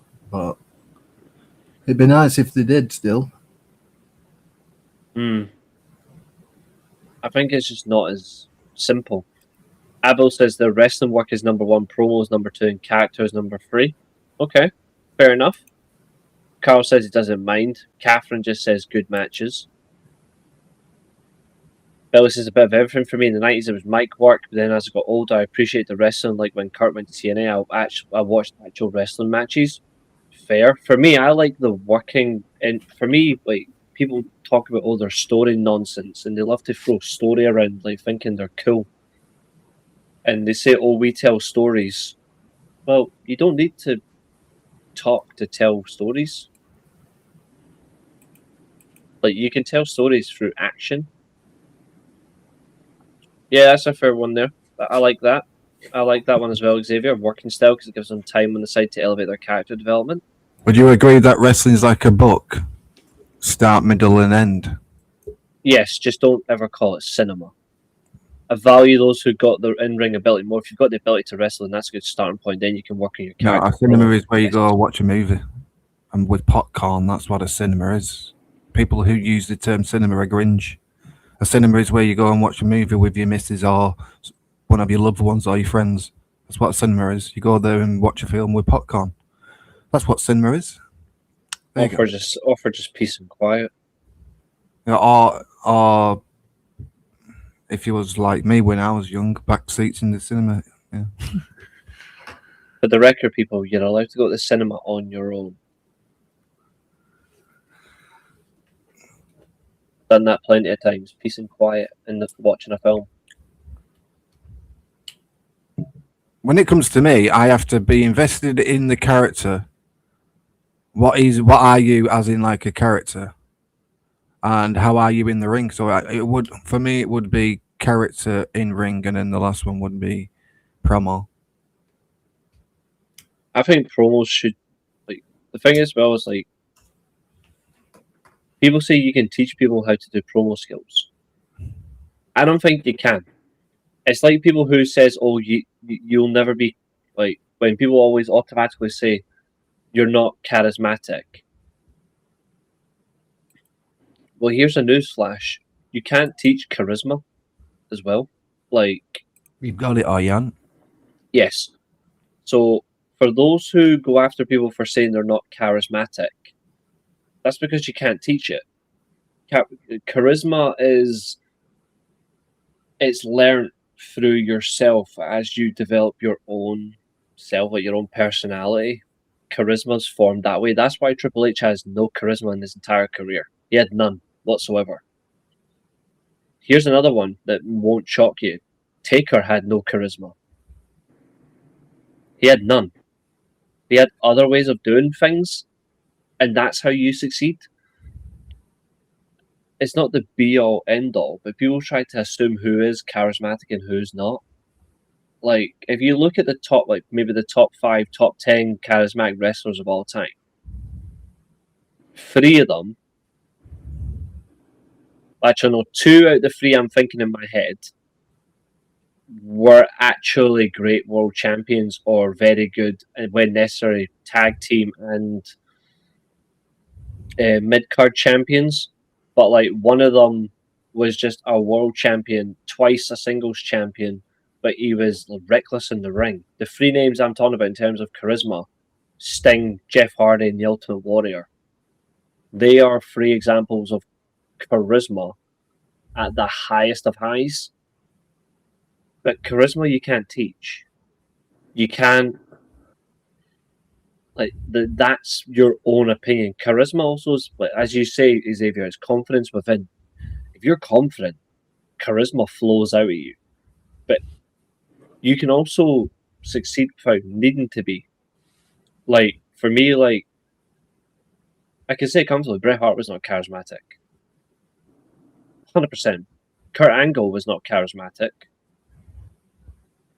Eddie Guerrero was charismatic. Mr. Perfect was charismatic. Rick Rude was charismatic. Yeah, Rick Rude was probably one of the favorites when it comes to that. When it comes to that category. But Bret, he wasn't. Kurt Angle definitely wasn't charismatic, but they succeeded from other elements that took them to the highest level. So you don't need to be charismatic to succeed. You just actually need to be competent, will to win, have a good work ethic, and learn, and continue to improve and take things on. So, like, for vast majority of his career, AJ Styles was not charismatic.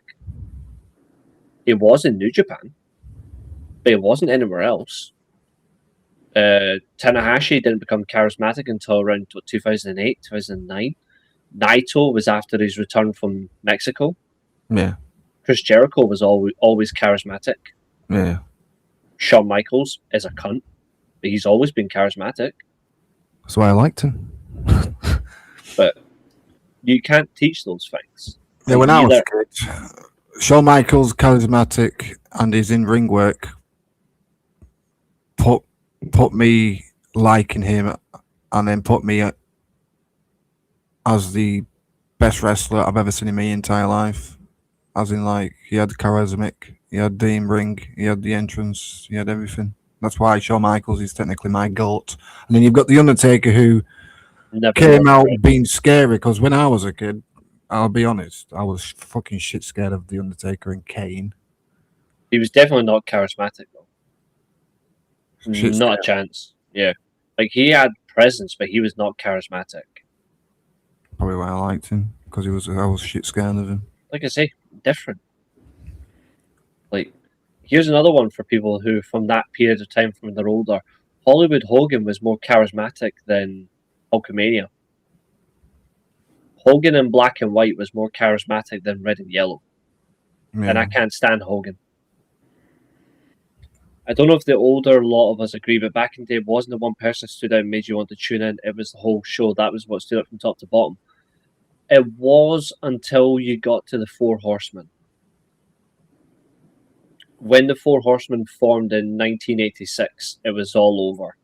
Yeah, because back in the day, you had more than like 4 main eventers. You had like 8. Probably more than that. Because you had Taker, Kane, Triple H was in the, even if you don't like the guy, Kurt Angle. Let's not include him. Let's not. Yeah, but he was the top guy in the Attitude Era. So you got Triple H, Taker, Kane, Kurt, Jericho, Austin, Rock. Anyone else I'm missing in that era? Even Big Show, even in his 1999 days, Big Show. He was okay. He was all right. No, wasn't the best. No, I would say Benoit over Big Show. Yeah, obviously Benoit. Val Venus was more over than Big Show ever was, and he was a mid-carder. So was Goldust. Ken Shamrock as well was more over than the Big Slow. So back then we had more main eventers than we have now. So if you was going to name any main eventers now in WWE, who would you name? You wouldn't name 10 on your hand, would you? Like we could do back in the day. You can name the whole main event scene from the 1980s into the 1990s, and then the 2000s main event, 2010s. Right now, the main event scene in one company is so small and limited. So limited. Let's bring back the cruiserweight division. No. Doesn't work in this era, unfortunately. It works in this era. It just doesn't work in WWE because they just don't do it anymore. I also look at the fact is in the Attitude Era they were doing things differently in terms of how people were presented. So like genuine workers had to find a different element to succeed. So like the Attitude Era, like people don't think he would have succeeded, but Bret Hart would have succeeded in the Attitude Era. he would have succeeded because he would have simply stuck to what he was doing when he turned heel. So when he turned heel, he was still getting babyface chants in Canada and Europe and all that. He would have thrived. But if he had stuck to just the Hitman gimmick as it was, he would have struggled. Even though that was working long before then, it's just he realized he had to mix things up. Taker would have failed massively in the Attitude Era if he had not changed. Yeah, if you didn't change to American Badass, that would have been meh for me. Yeah, 100%. If you could, would you have a light heavyweight or cruiserweight division if it was Tony Khan? Pretty much, they do have a championship for that division. If you would say cruiserweight, light heavyweight, Ricochet is holding the national title. That could be that could be a title like that. That's for basically any contender, though, as long as they're from that division. I agree, though. Like, I would change it because it won't be long before the fucking X Division title becomes the TNA. Sorry, it becomes the NXT whatever the fucking division, because it won't be X Division anymore. Yeah, AEW could do the cruiserweight light heavyweight thing. Yeah, because they basically would, and it would make sense. Yeah, I just don't. The CMLL guys, Masquerade Rada, Mystico, freaking Neon. I just think WWE won't do it because they don't really do much with lighter talent like that in that same way anymore. So there's no point. You've got the talent. You got Beast Mortos, Realistico, Mystico, Masquerade Rada. You can even put Hechisaru in that. Yeah, NXT did abolish the cruiserweight title. The Cruiserweight Classic was actually all right, to be fair. Is there ever going to be a better gimmick than Val Venus, the porn star, and Godfather as a pimp? You, Billy, you've got a great gimmick. It's called the Quiz Loser. But I've got a really good suggestion. If you get 2K26, if Billy's in your eFed, you could repackage him as Billy Gunn. I'm an S-man. Oh, I'm an S-man. I'm not giving Billy such a privilege. And then you could team Billy with Chester, and he could be called the Road Dog. I've got 2 words for you. Steelchair. Jesus wept. Billy Gunn. Yes, Billy you'll be in it. Billy Gunn, yeah, Mr. Ass. I'm an ass man. Oh. I'm not having shit like that in my organization. Entertainment. Not a chance. Entertainment, isn't it? Yeah, to be fair, everybody's got to earn a gimmick in 2K26. Only one gimmick is guaranteed. Actually, only 5 gimmicks are guaranteed in 2K26. Everyone else is going to get the worst form of choice. Like, I'm not even kidding. When I get 2K26, you're all going to be Wheel of Named. I'm not kidding. Apart from 5 characters that are not changing, and I'm not saying who they are. You didn't know. Somebody better call Reese. Oh, you didn't know Reese. Oh, you better call Josiah. The badass Reese Russell. The badass Josiah Boateng. We've got 3 words for you. Just 3 guys. There you go.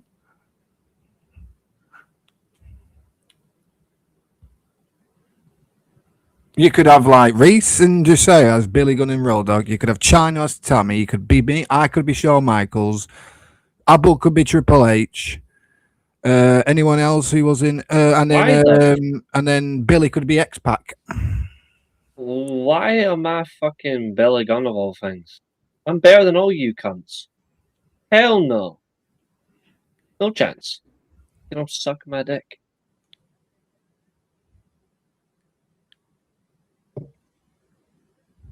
Nah. To be fair, next year I'm Like, my own individual character is not going to be a part of any factions.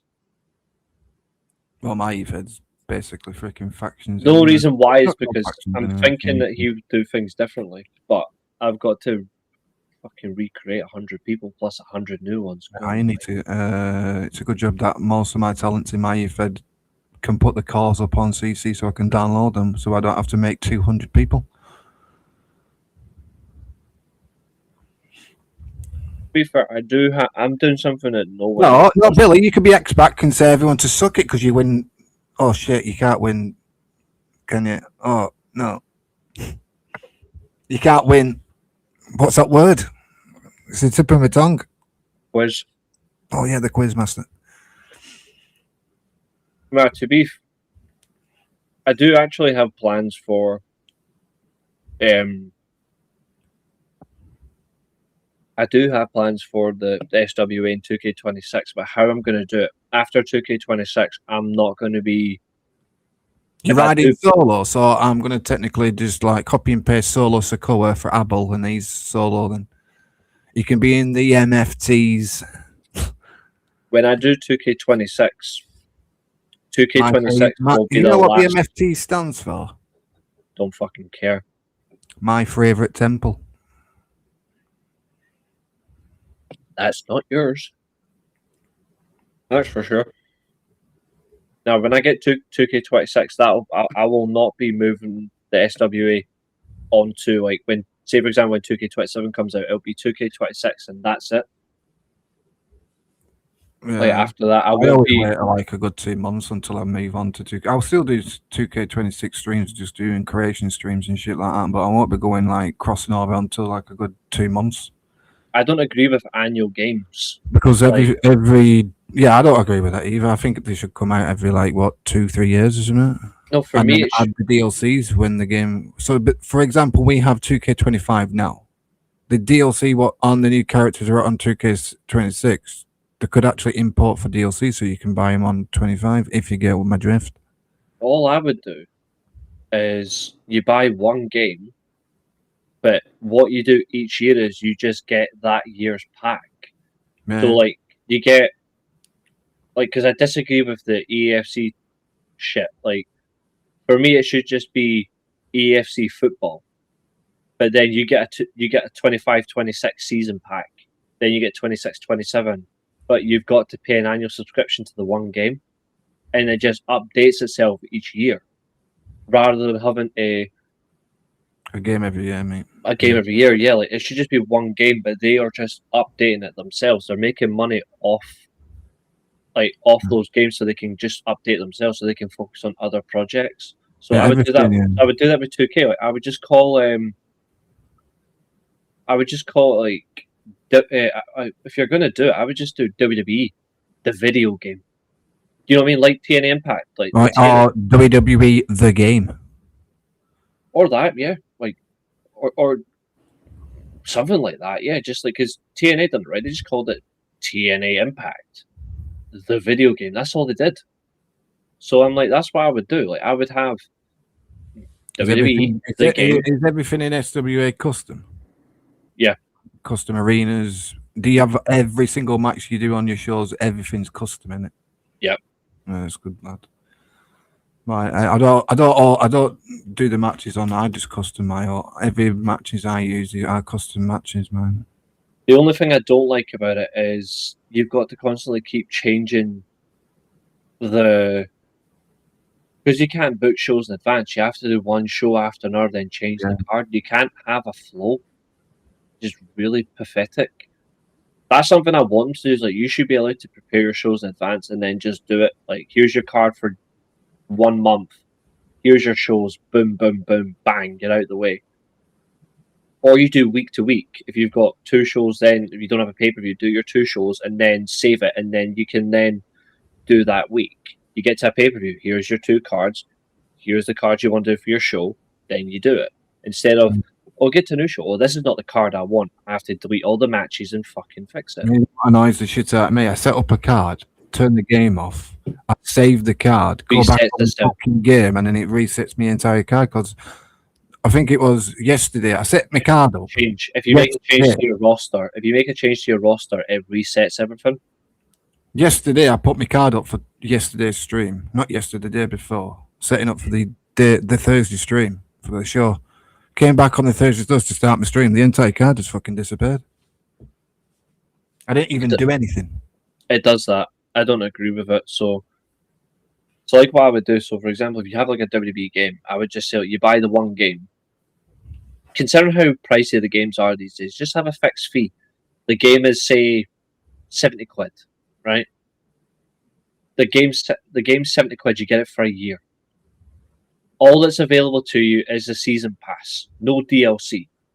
The DLC comes out over time, like on a monthly basis, instead of it all at once. So I don't like that. I don't like DLCs coming after. You know, like for example, the game comes out in March and then there's a fucking DLC in April. Can we space the DLCs out? I'm fine if they do packs like every 2 months. Sometimes you have to have a patch. There's a patch every single DLC. Why don't you space out the DLCs so that your game doesn't fuck up? That's what they should do. Like, I don't like how bad it is Space for your DLCs out. I think they should just do one massive. If they just do one massive game, release it, and then all you need to do is just buy the updates. You just get like an update like every year, like an update subscription. Your subscription is your game will be reset. Well, not reset. Like your game will just be updated because they've added new characters or they're updating the talent attires, all that shit. It works. It's very easy. I don't know why they've never done it. And yeah, I know that, Dan. I've seen it. I know. Like, it's not hard. Like, the best example of a game that keeps updating every single year is DC Universe Online. The game is massive. Like the game is massive, but that game continuously updates every single year because they add new patches to the game. And here's the good thing: that game is free to play. But the packs that come in, the downloads for that, some of them are actually pricey. You have to pay for like those particular because it goes in by seasons. So you have like season 1, season 2, season 3. When it comes to 2K WWE games, what would you improve more on? The fucking developer. I would change it altogether and get rid of them. I would go. I think 2K should show love for universe mode because it's the same shit every year. I would just go to. I would just get a whole different developer for these games because they're shit. But basically, I would. I think what they don't do is they don't actually ask the gamers what they want. Like, if it was up to me, I would ask for... I would ask for 250 content. So 250 Create Wrestler content split. That's it. And it's... But I would actually like make it certain like it's doesn't matter if it's male or female. It's just 250 characters done, sorted. I would have the availability to do any era, have your own matches. The universe mode. I would actually before it starts, when you create your organization, it should just say, do you want to create one from scratch or not? But then when it lets you, you should be allowed what type of company do you want to be. At that point, my topics would be: do you want to be the American style, which emphasizes more on the entertainment side and the crowd reactions? Do you want it to be based on Japan with the hard shooter style, or do you want it to be like Mexico? Or do you want or Mexico, which is a combination of both, similar to the UK? Do you want a little bit like?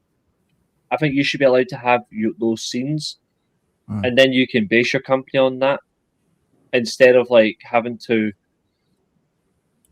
just develop straight away. If it was for me, I would have this the Steelchair for me would be based on Japanese and British strong style plus Lucha Libre. I would do all three as one, I would do Mexican and Japanese into two. I call it pro wrestle. Well, to be fair, you can't really exclude the British on that one because we're basically the same. Like we're basically more heavier than the Japanese, but it's basically the same style. I call my Mexican and Japanese into one pure wrestle. Pure wrestle. Puroreso. Yeah, that's what That's it's called, isn't it? that is what it's called, yeah. Mm. But like that's how it should be. Like ECW was basically that. Like, ECW was a mixture of technical wrestling, high flying, and hardcore. But you should be allowed to just say, well, what's your company about? Well, my company is about technical wrestling. My company is about heavy hitting shoot fighting and no bloody wimps. It's just good general wrestling. And I want to make more emphasis on it. So I'm going to be using, for example, in 2K26, I'll be used same again. It'll be the SWA. Everything will have steel in the name for a championship because I like that. But also, I will be using I will be doing territorial based as well. So I'm going to have a mixture of like NWA territory scene, a bit of TNA X Division. I'm going to have a bit of the Japanese scene. I'm going to have a bit of UK strong style, and I'm going to have like lucha libre. Not to knock on anyone's door, as they say. If you have an EFED and you have championships called the Heavyweight Intercontinental US and Tag, in my opinion, you're doing your EFED wrong. I think it's fine if you have heavyweight and a B, you've got something that's relevant, then it makes sense. Like Reese has his championships named after his YouTube. I name my championships off Open the Underground Gate because it's opening the gate to the temple. So that's why they called that. Twin Gate, Triangle Gate, Brave Gate. That's why they called that. Same with Reese when he calls them the whatever he calls his. Well, I've got like the Omega Steel World Championship. That's that's the primary one. I actually think there should be no character limits for names. I think, or at least longer than 25 characters. Even 50 characters is enough. I think they really do limit names really badly because that's something that throws me off. So I want them to fix that. Unfortunately, Catherine, there will be a women's division, but the Valkyries will be getting renamed in 2K26, I think. Because the men's side is just Steelcade. But I want to change that. Like, I think that I just want that to be like a main show. I don't want that to be the name of the roster. Because the men and the women, I don't like, even though I don't mind intergender wrestling, but I don't like it on my main shows. I like having a men and a women split show, but Plus, in my EFED's based in the future, so if somebody comes into my chat and says Roman Reigns or Cody Rhodes, I'm like, who the fuck are they in 3026? That's why I've changed it, because before I was getting people in my chat saying Cody Rhodes, oh, can we have Cody Rhodes versus Roman Reigns or freaking, like that. So I changed it. I made a storyline was one of my characters called Sly Cooper made a time machine and he traveled all the way to a planet like Earth planet to create another planet like Earth. So we're in the year 3026. That's why I changed it, because you got people in the chat saying, can I have Roman versus Cody Rhodes or Randy versus Trick Williams or something like that. So that's why I changed it. Exactly. But that's my aim generally. Like, I'm gonna do. Billy said, would you have Rayo and Bravo on your roster? Funny thing is, Billy, funny thing is, technically WWE stole my entire gimmick through the old Americano stuff. So I've got a character called El Grande Britain Cano, and his stooges are called Uno Dos Tres. So El Grande Britain Cano is technically me, but under a mask, but it's obviously kayfabe. I'm not allowed to say anything.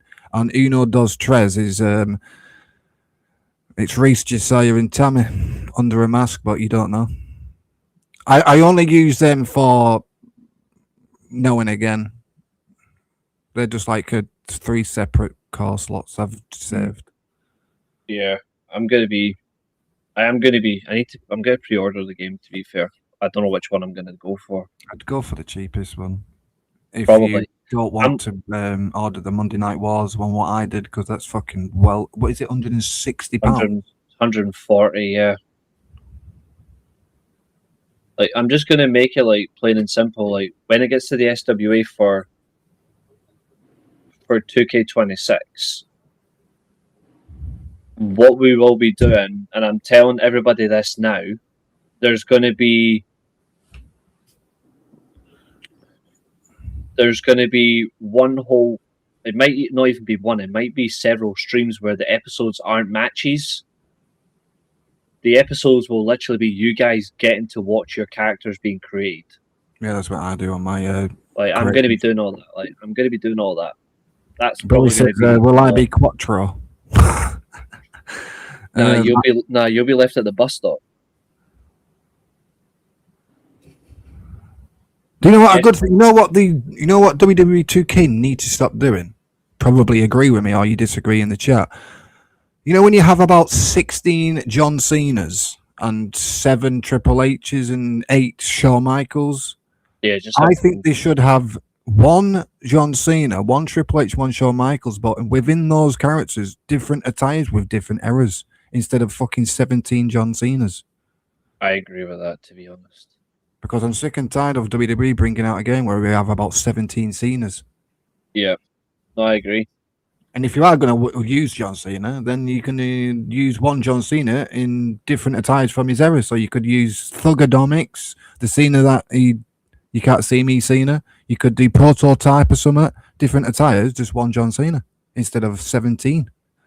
Or you join our shows and then you ask for Cena and we tell you you're not welcome.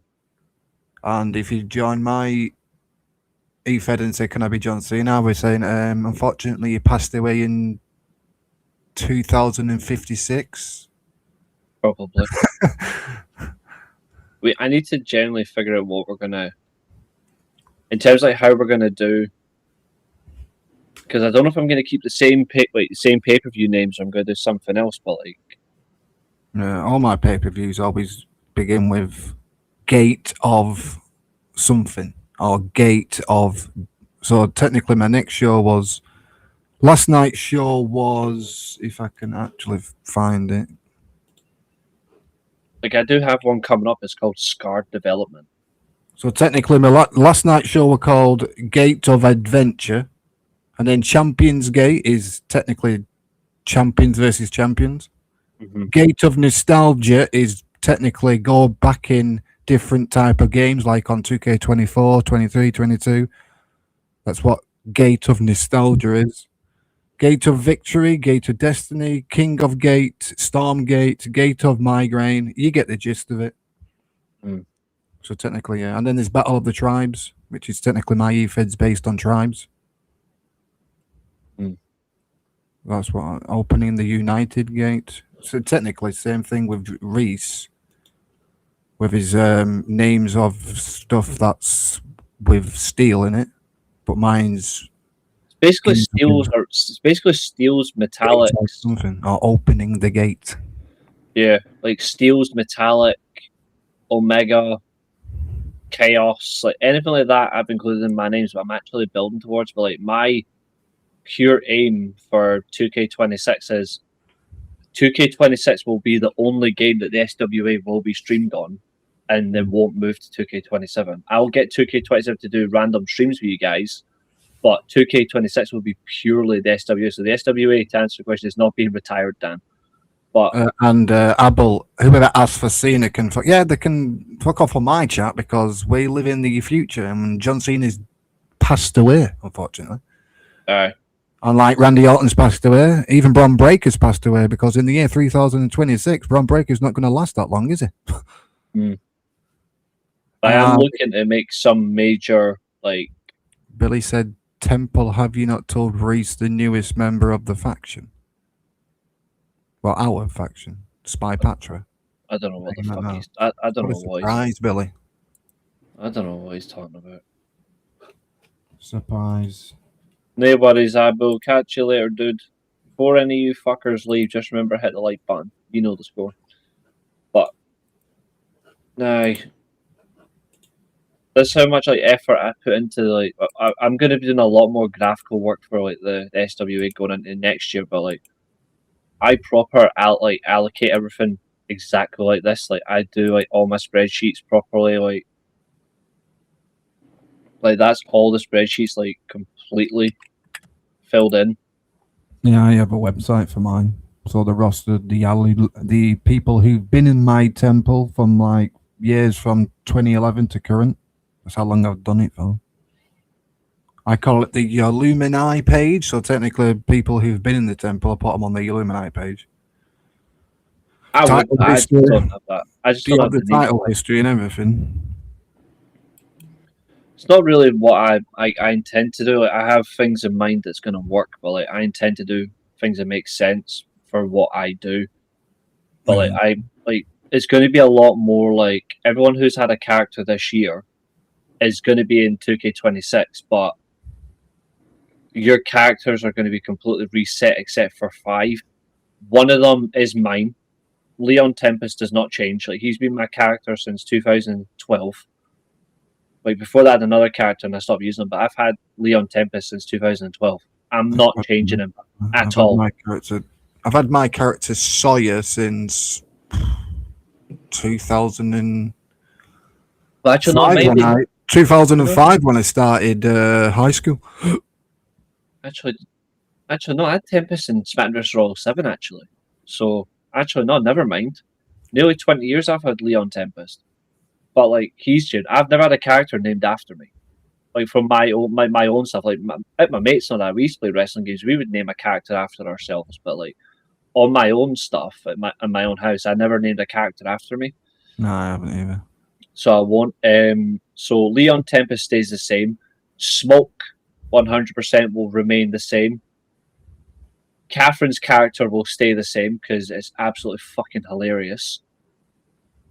I'm gonna keep. I might call her Cobra Moon in mine, just to piss her off. I'm only joking. I'm gonna keep the Wick the same, and I'm gonna keep Justice is Blind the same. I'm gonna call Billy Mr. Ass, just for a laugh. Don't know what name I can call Billy yet. Call him Mr. Ass.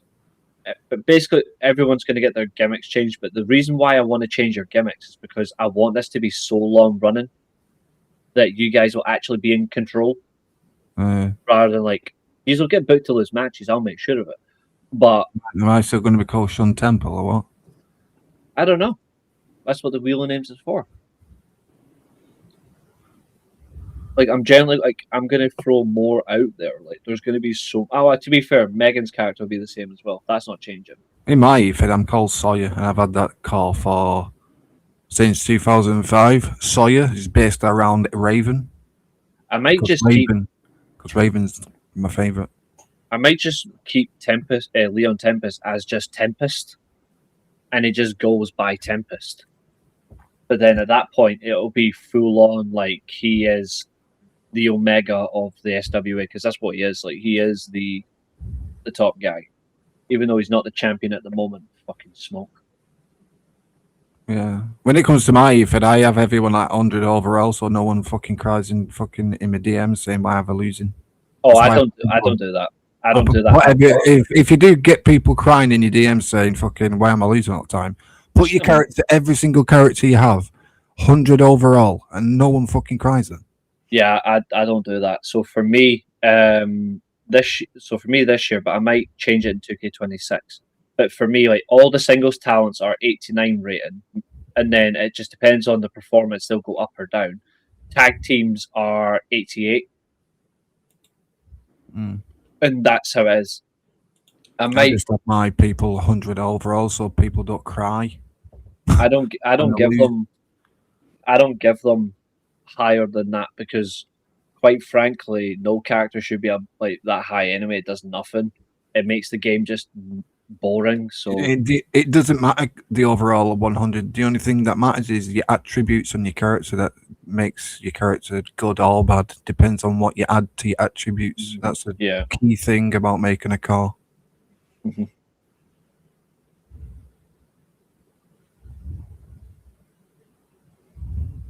Yeah, that's not happening. Like, I'm not even kidding. See, when we genuinely get to the show, I'm not kidding, Billy. When we get to 2K26, it's literally going to be like, you guys are literally going to be like this.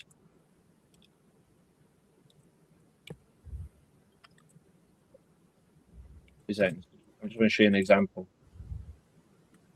The Wheel of Fortune. Mm-hmm. I call mine I call mine Temple's Dial of Doom. So I put everyone on the wheel, 200 people. They're in real life people, these 200 people, by the way. Put all of them on a wheel like that, spin the wheel, and then that's how you do. I put everyone on that wheel, and then put the match types on another wheel, spin the wheel, and then everyone faces each other in a match type. And that is technically Temple's Dial of Doom. Type of show, type of thing. I only do that once when I haven't been bothered booking a month worth of shows, basically. This is totally different. This is going to be for every single person for their exact gimmick. So if they get like a random, obviously I'll change it, but basically your own individual gimmick will be this. And then whatever gimmick you get, you're going to be allocated to a division. And that's it. You're not going up a division, you're not going down a division, you're stuck in that division.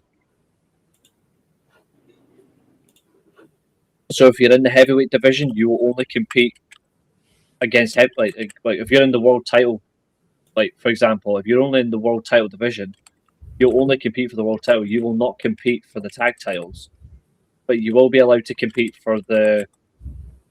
You will be allowed to compete for the Steel Trios and Hell title because that's just 3 random trios together. Doesn't make a difference. Is that Dom's sister? That Catherine? Yeah, it is. Yeah.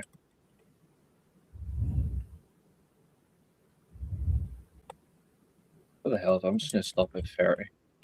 Yeah. But like the whole, like basically what I'll do is like you'll get all of them, and what I'm basically gonna do is we're just gonna base like that. So if you get like whatever gimmick you land on, Yeah. you'll get to choose you'll get your gimmick assigned. Like that'll be like number 1 all the way through. But then you have to pick what your gimmick is. That's all right, Roshin. You feel better. Look after yourself. Take all the time you need as well. So, like for example, like gimmick 1 could be, you could be based on Rick Martel. So you could be basically like the model. Won't mind that, to be fair. Second gimmick, you could be just based on a luchador. Mm. The third one, you could be Shockmaster for giggles. As an example, yeah, you could be. But like I was going to say, you could just be a big man. Yeah. Like that, well, woman, depending on your gender. But like, they all tie in. That's what you're going to be based on. Like you're not getting out of this. Like that's how it's going to be. The only person who's not going to have her gimmick out the whole chat that's not going to change is Catherine. Because her gimmick is the only gimmick in wrestling, which is actually fucking brilliant. Yeah. Because nobody else does a gimmick like that. Because Catherine's the only one who hates women wrestling that's a woman. So like Catherine's gimmick is fixed. Like her incredible level of horniness for Hangman Page. I was thinking to give Catherine, what's her call name in SWA? She hates women. Like Catherine's character name, literally in SWA, is She Hates Women, but she's pronounced as Catherine by the announcer. What about if we change your name to the most ridiculous female known name for someone? Why don't we call her Karen? I've already got a character called Karen. She's called Holy Melodramatic. Oh. Well, that's her tag team. That's her tag team name, to be fair. No. Her tag team's called Melodramatic Moo because she teams up with Mad Cow's Disease. That is a great. I love that person, man. That car is ridiculously good. To be fair, on her arse it does say "What a maneuver." There. Is Justice I'm Blind keeping going to that. be in 2K26 then? Yes. Thank God for that. I'm not getting rid of him. Don't worry. There's characters that I generally won't. Actually, to be fair, I might end up just keeping all the characters as they are, but we'll just add new gimmicks. But he is basically he's just an aggressive version. And We should long-haired. keep the belt though, like James said. Oh yeah. I'm not getting rid of that. Don't worry. Justice Blind is basically just based on Daredevil.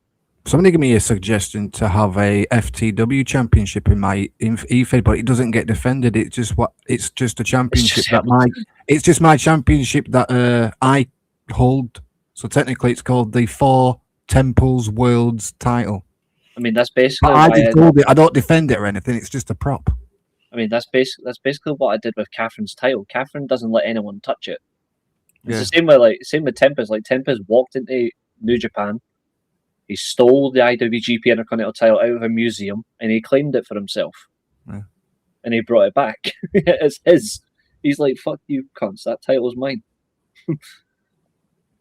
He's like, you decide to get rid of it. I'm gonna walk in and steal it.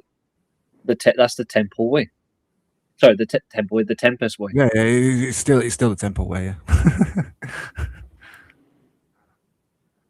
But there's going to be like lots of that.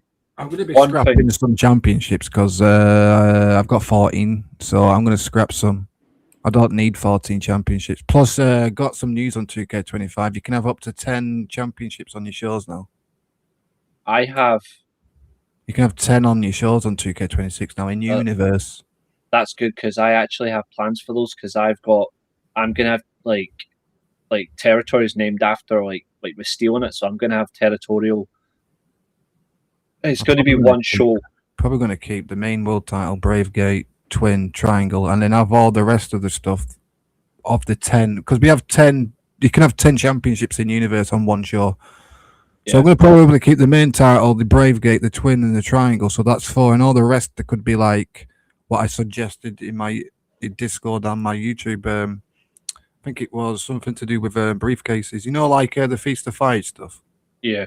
Or like a ladder match for the Brave Gate, a ladder match for the World title, a ladder match for the Twin Gate, a ladder match for the Triangle Gate. Whoever wins the briefcase, I'm going to call it the Fortune 4 briefcase.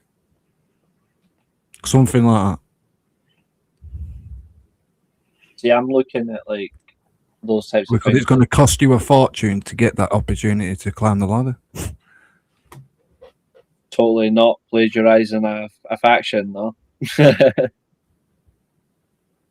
What, Fortune 4? Bobby Roode, AJ Styles. Yeah. It's basically I might change the name because it will be copyright claimed, that won't it? I don't think so, but like it should be fine. Like I've got like. I might change the name. So I'm looking at. It's Fate of Fortune. Fate of Fortune. So mine that I have, like, because I have like a briefcase for the men and the women as well. Mine's just called Banker Break. Yeah. So technically, the rules of Fate of Fortune. The 8 Aztec tribes face their own tribe unit members to qualify for the Fate of Fortune. 4 ladder matches to get 4 title shots at the Fate of Destiny special Super Mega Cards or Fate of Fortune 4 briefcases. Yeah. One thing I don't like as well is like if you have like your own like elimination chamber or war games, it automatically defaults to the fucking event. Do you know what? Yeah, that's a good thing. WWE, if you're watching, probably fucking never. When it comes to chamber, we did have it in one game or a couple of years ago. You could have a chamber match in your custom arena. Same with the war game. That needs to happen. Yeah, it should be on your custom arenas. If you do your own stuff, it should be on custom stuff. Like I didn't like that because you can get the rumble. Because I did a chamber match last week, or I think it was a couple of months ago. I'll be doing another chamber for intimidation games, Slaughterhouse, because that's the theme for chambers, isn't it? Slaughterhouse chamber matches type of thing.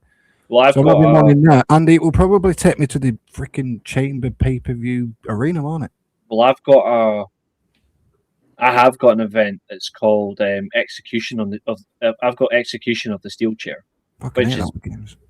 so like Execution of the Steelchair. The whole event is basically elimination chamber matches Yeah, but or matches in a it'll cage. take you to the elimination chamber, freaking I know. dumbass arena. I know. That's the only problem. So Do you like, think it'll happen on 2K26? I fucking hope not. yeah, well, yeah, I think it will. So I'm looking to do championships that are based off like the Rev Pro scene. I'm going to do championships based on New Japan. Championships that are based on CMLL. Championships that are based on classic NWA and TNA, like with the X Division stuff. I'm gonna have them, but I'm gonna rename them like after like the steel stuff. So I'm keeping like the Valkyries Grand TV Championship. Like I'll keep the Carbon Steel division because I like those triple threats. I'll be keeping the Global State Steel division. No, I'm going to call Bill this. Billy, I'm going to call Billy this. Just this. And I'm definitely keeping the World Split Steel Chair Championship and the I'm Mega gonna Steel. call Billy in my head. It's going to be called the Meister. I'm not renaming you. You're just Bill. Like end of. Like The Meister. you're just Bill.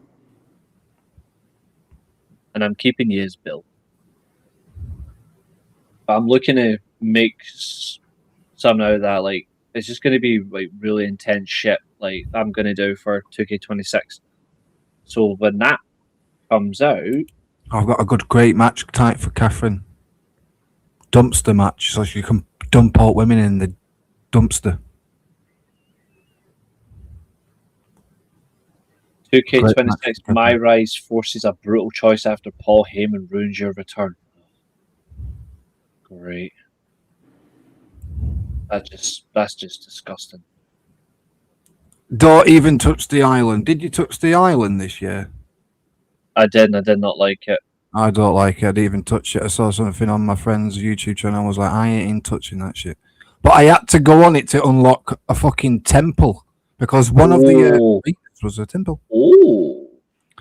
Not only do you get the dumpster match, you actually do get 3 stages of hell, the Inferno, and I Quit match. Yeah, a good thing about the 3 stages of hell, you can have any match you want within those 3 stages of hell matches. So you could have any match time you want. Well, there's only 3 stages for me that I'm going to do. I'm telling everybody now. It's going to be submission match. Then it's going to be, last man standing. Then submission. Then it's going to end in an Iron Man match. And that no rules Iron Man match will be coming to 2K26. I'm gonna rename that 3 stages of hell. I'm gonna call it the Hell of War match. Remember in Lucha Underground when we got Killshot versus AR Fox? What match types it was? I think it was singles match, first blood, and I think the final match was an ambulance or something, or a stretcher match or something stupid. It was. That's what I'm gonna do. The I quit match. I'm gonna have that as timed. Like I like having timed matches for. I'm gonna bring down the TV match. I think the TV titles are going to be 10 minutes.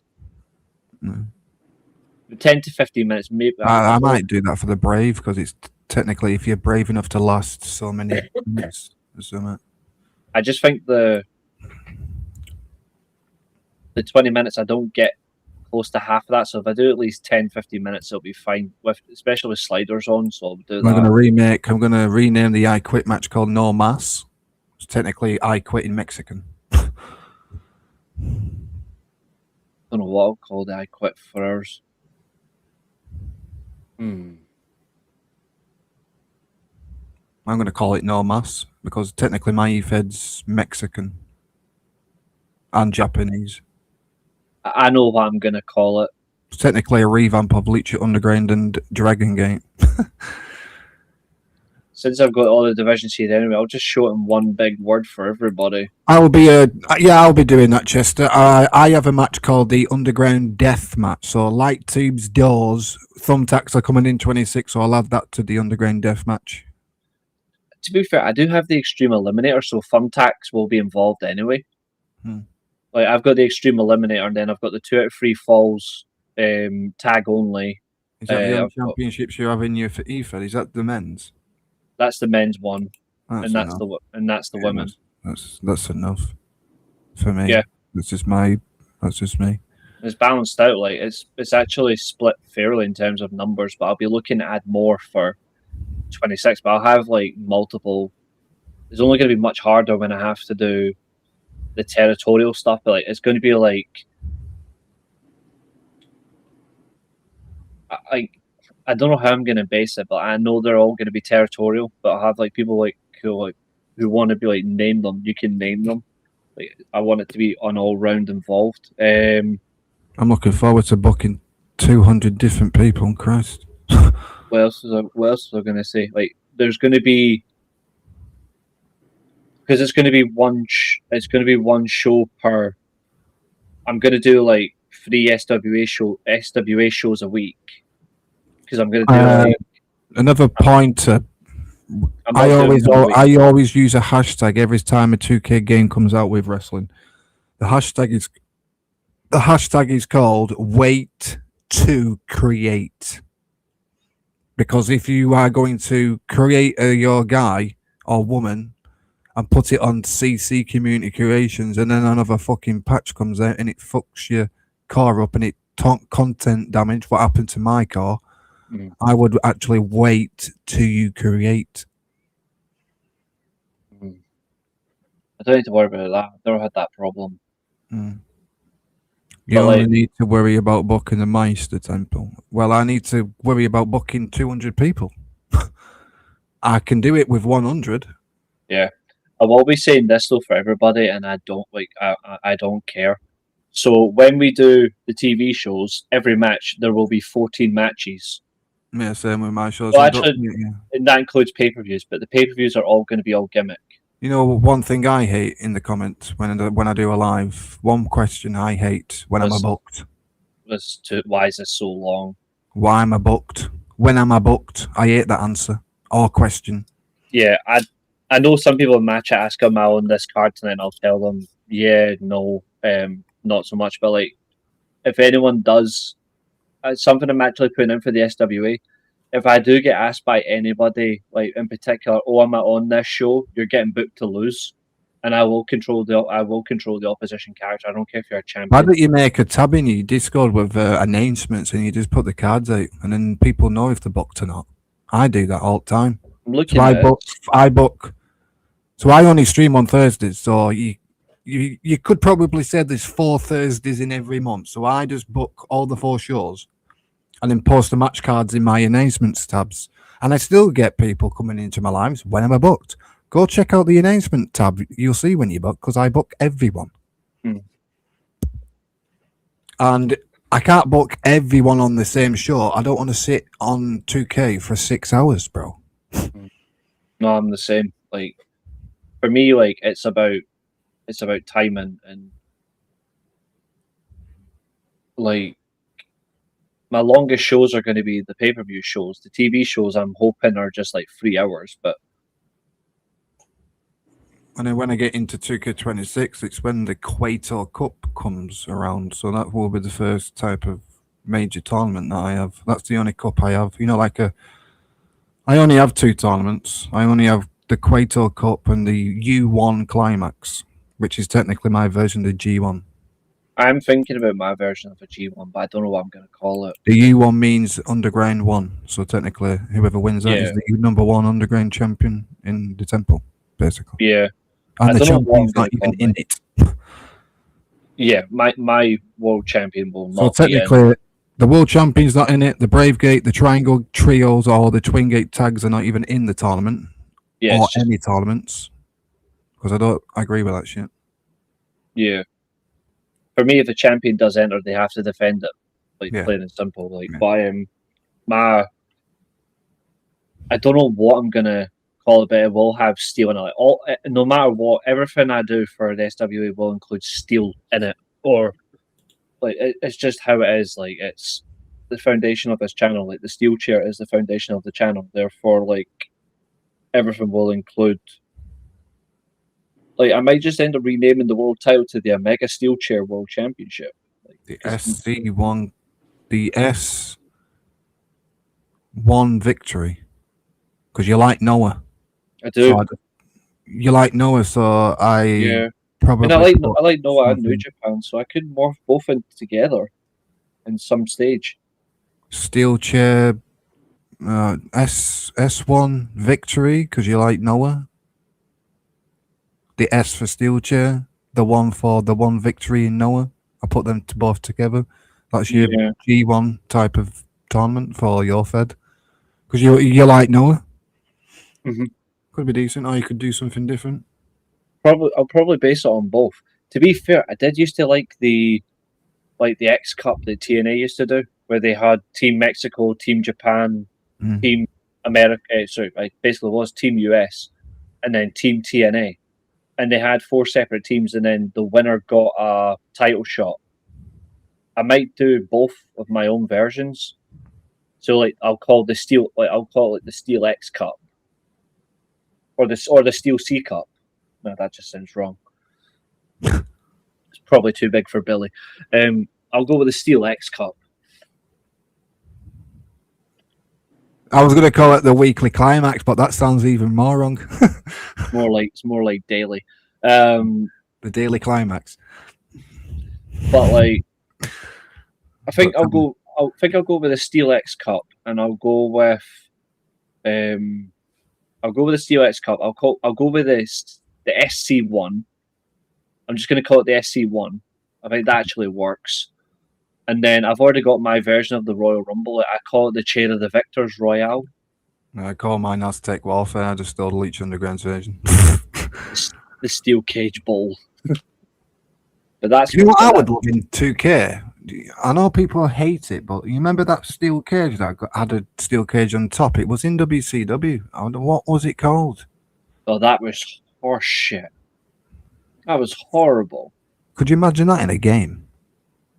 I don't think it would be that fun. I think people would generally lose the will to live.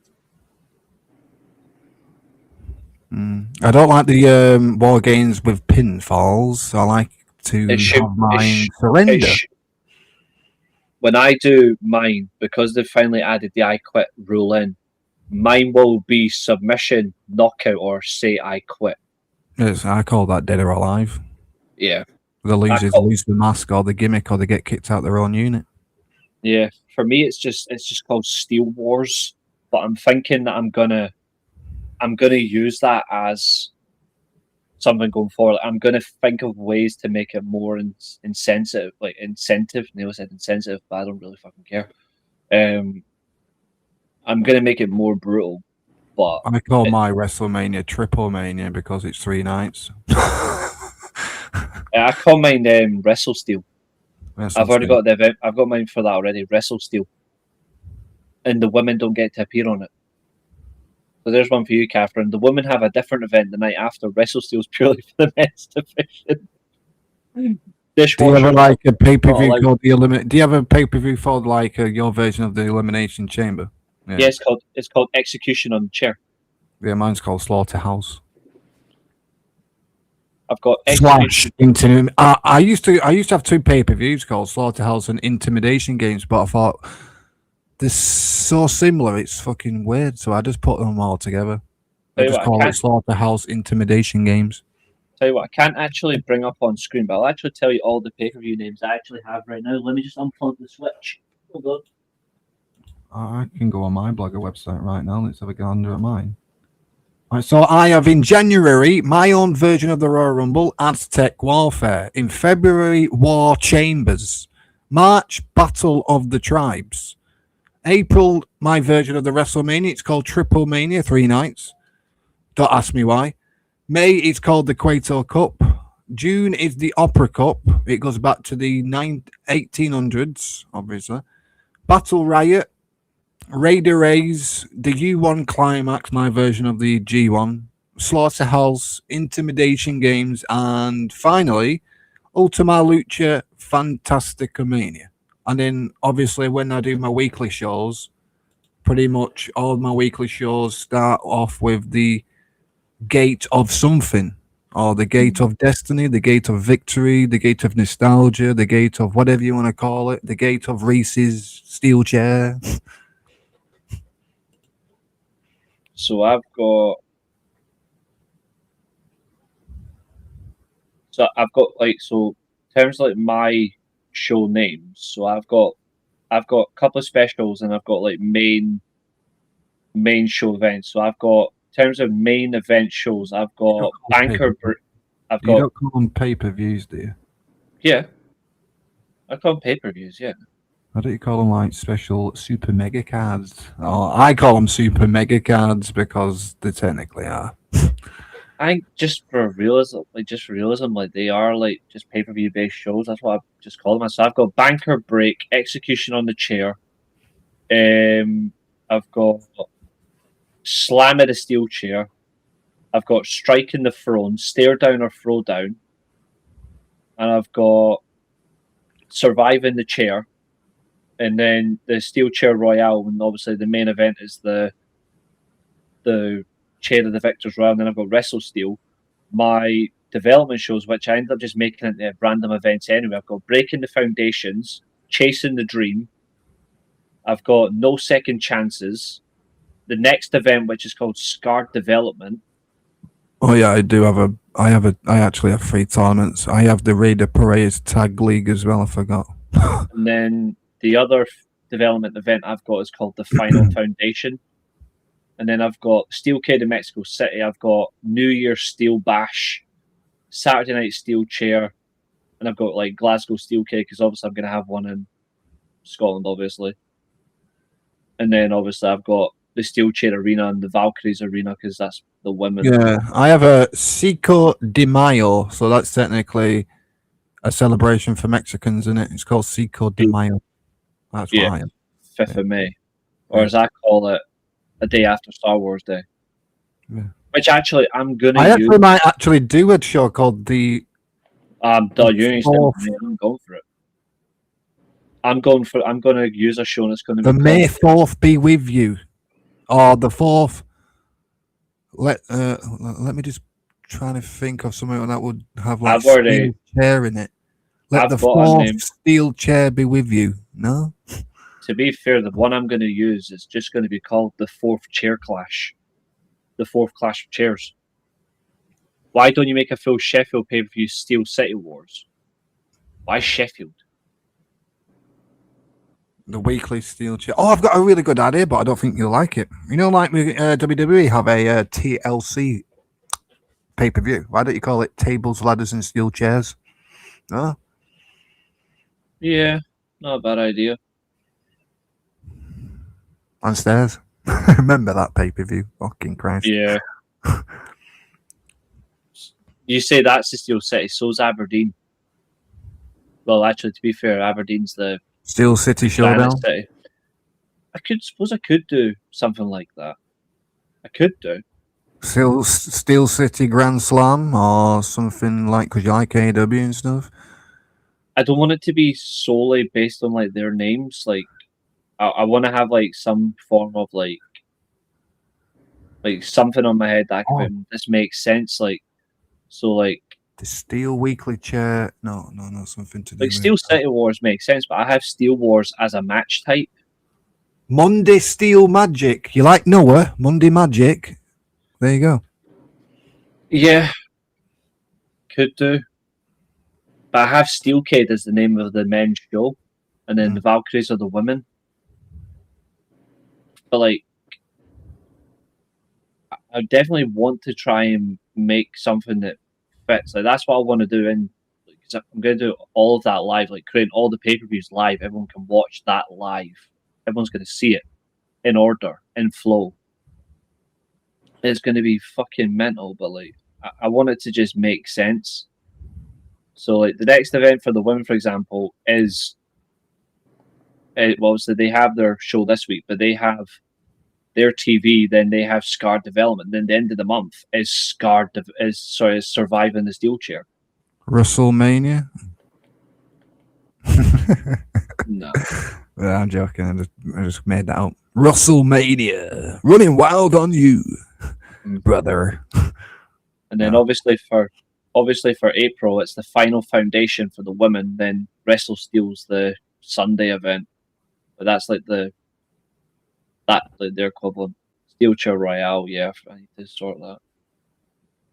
I'm in November for the Steel like for the SWA right now in its first year. Like I'm on like surviving the Steelchair would be a dope. I've technically, if I didn't do streams on Thursday, I won't keep up with the calendar.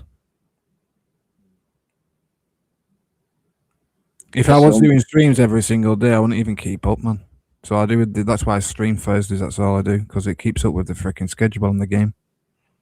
Yeah. So technically, I am in freaking February the 20th right now on the game. So the next stream, I've actually recorded the last episode in this February month. So the next episode you'll see will be on the 26th of February. And then I have to go and do 2 more shows in March. So that will be the 5th and 12th, and that will be the last shows on 2K25. 2K26 is where SWA will stay, and that's I'm thinking more that, than enough. to be fair. I think after that, like, I'll buy any other games after that, but we don't need to move anyone on there. Which is 200 characters is enough, and if we want to make changes, we'll just change it. So Yeah. I'm thinking I'll have enough to build. I've got enough characters already. I might just keep the same names. Have you had Steel Warfare or Steel Reckoning? No. But Steel Reckoning actually would make more sense. That would be a really good name for a pay-per-view. Do you know that game called the Day of Reckoning? You could call it the Weekly of Reckoning because you're called the Weekly Steelchair.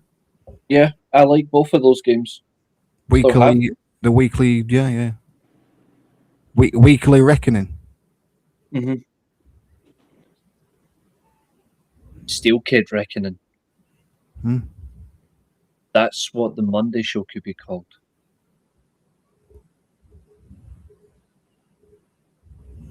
Reckoning of Steel. Steel of Reckoning. Yeah, Steel of Reckoning seems okay for me. And that means I can use Steelcade as an actual event. That can be the December event.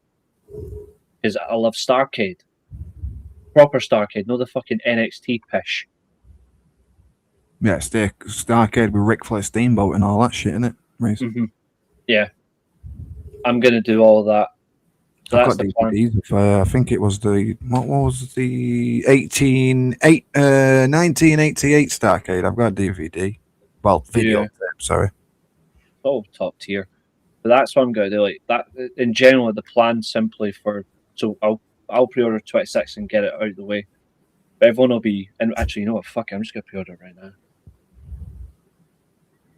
You're welcome. I'm here all week. So's Reese. He's always here weekly. Very much. Why it's called the Weekly Steelchair? Limited time offer, 2K26. I don't want the...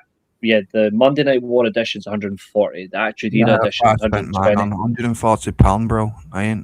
I did actually pay for. That's what I'm getting. Steel Dominion Steel Dominion is good because I love the Dominion event for New Japan. But like Steel Uprising, I like those ideas. Steel New Year. I've got New Year Steel Bash. Or actually, I might just rename it to New Year Steel Clash. You just need suitable TV network. Honestly, see if I had the money, I would, and I could afford wrestlers, I would genuinely make the SWA a promotion. And I would probably outsell a lot of companies anyway, so it would suit me. 2K26, I don't want the King of Kings edition. £60 for the Bond game. Nice. Right, anyway. Yeah. Joe Hendry packs. I don't need standard edition. 7-day early access if I go for any other one. Nah, I'll just stick to the standard edition. I don't want to pay for the things this year. It's just too expensive. Anyway, you got any final comments? Because I've not got anything else to say. No, just enjoy what you're doing with wrestling. If you don't like it, let somebody else drink it, as I always say. Yeah, absolutely. And I've also if you like WWE, you watch it. If you like AEW, watch it. If you like New Japan, same thing. Any company, whatever. If you like it, watch it. And if you don't like it, don't watch it. Don't start arguing with people in the chat or with your friends on which company's better. If you like one company, then it's entirely up to you, innit? Absolutely. And here's one just for you, Billy. I've taken Steel City War Steel City Wars, and I've called it Steel City Warzone. But I've actually noted them down. Anyway, folks, thanks See for you on the watching, and see you on the next one. tomorrow. See you. And today, our time comes to an end. This has been another exciting stream. Thank you very much for watching. And also, remember, if you get cracked over the head with a steel chair, you're not going to get concussion. You're just going to come back here. Goodbye.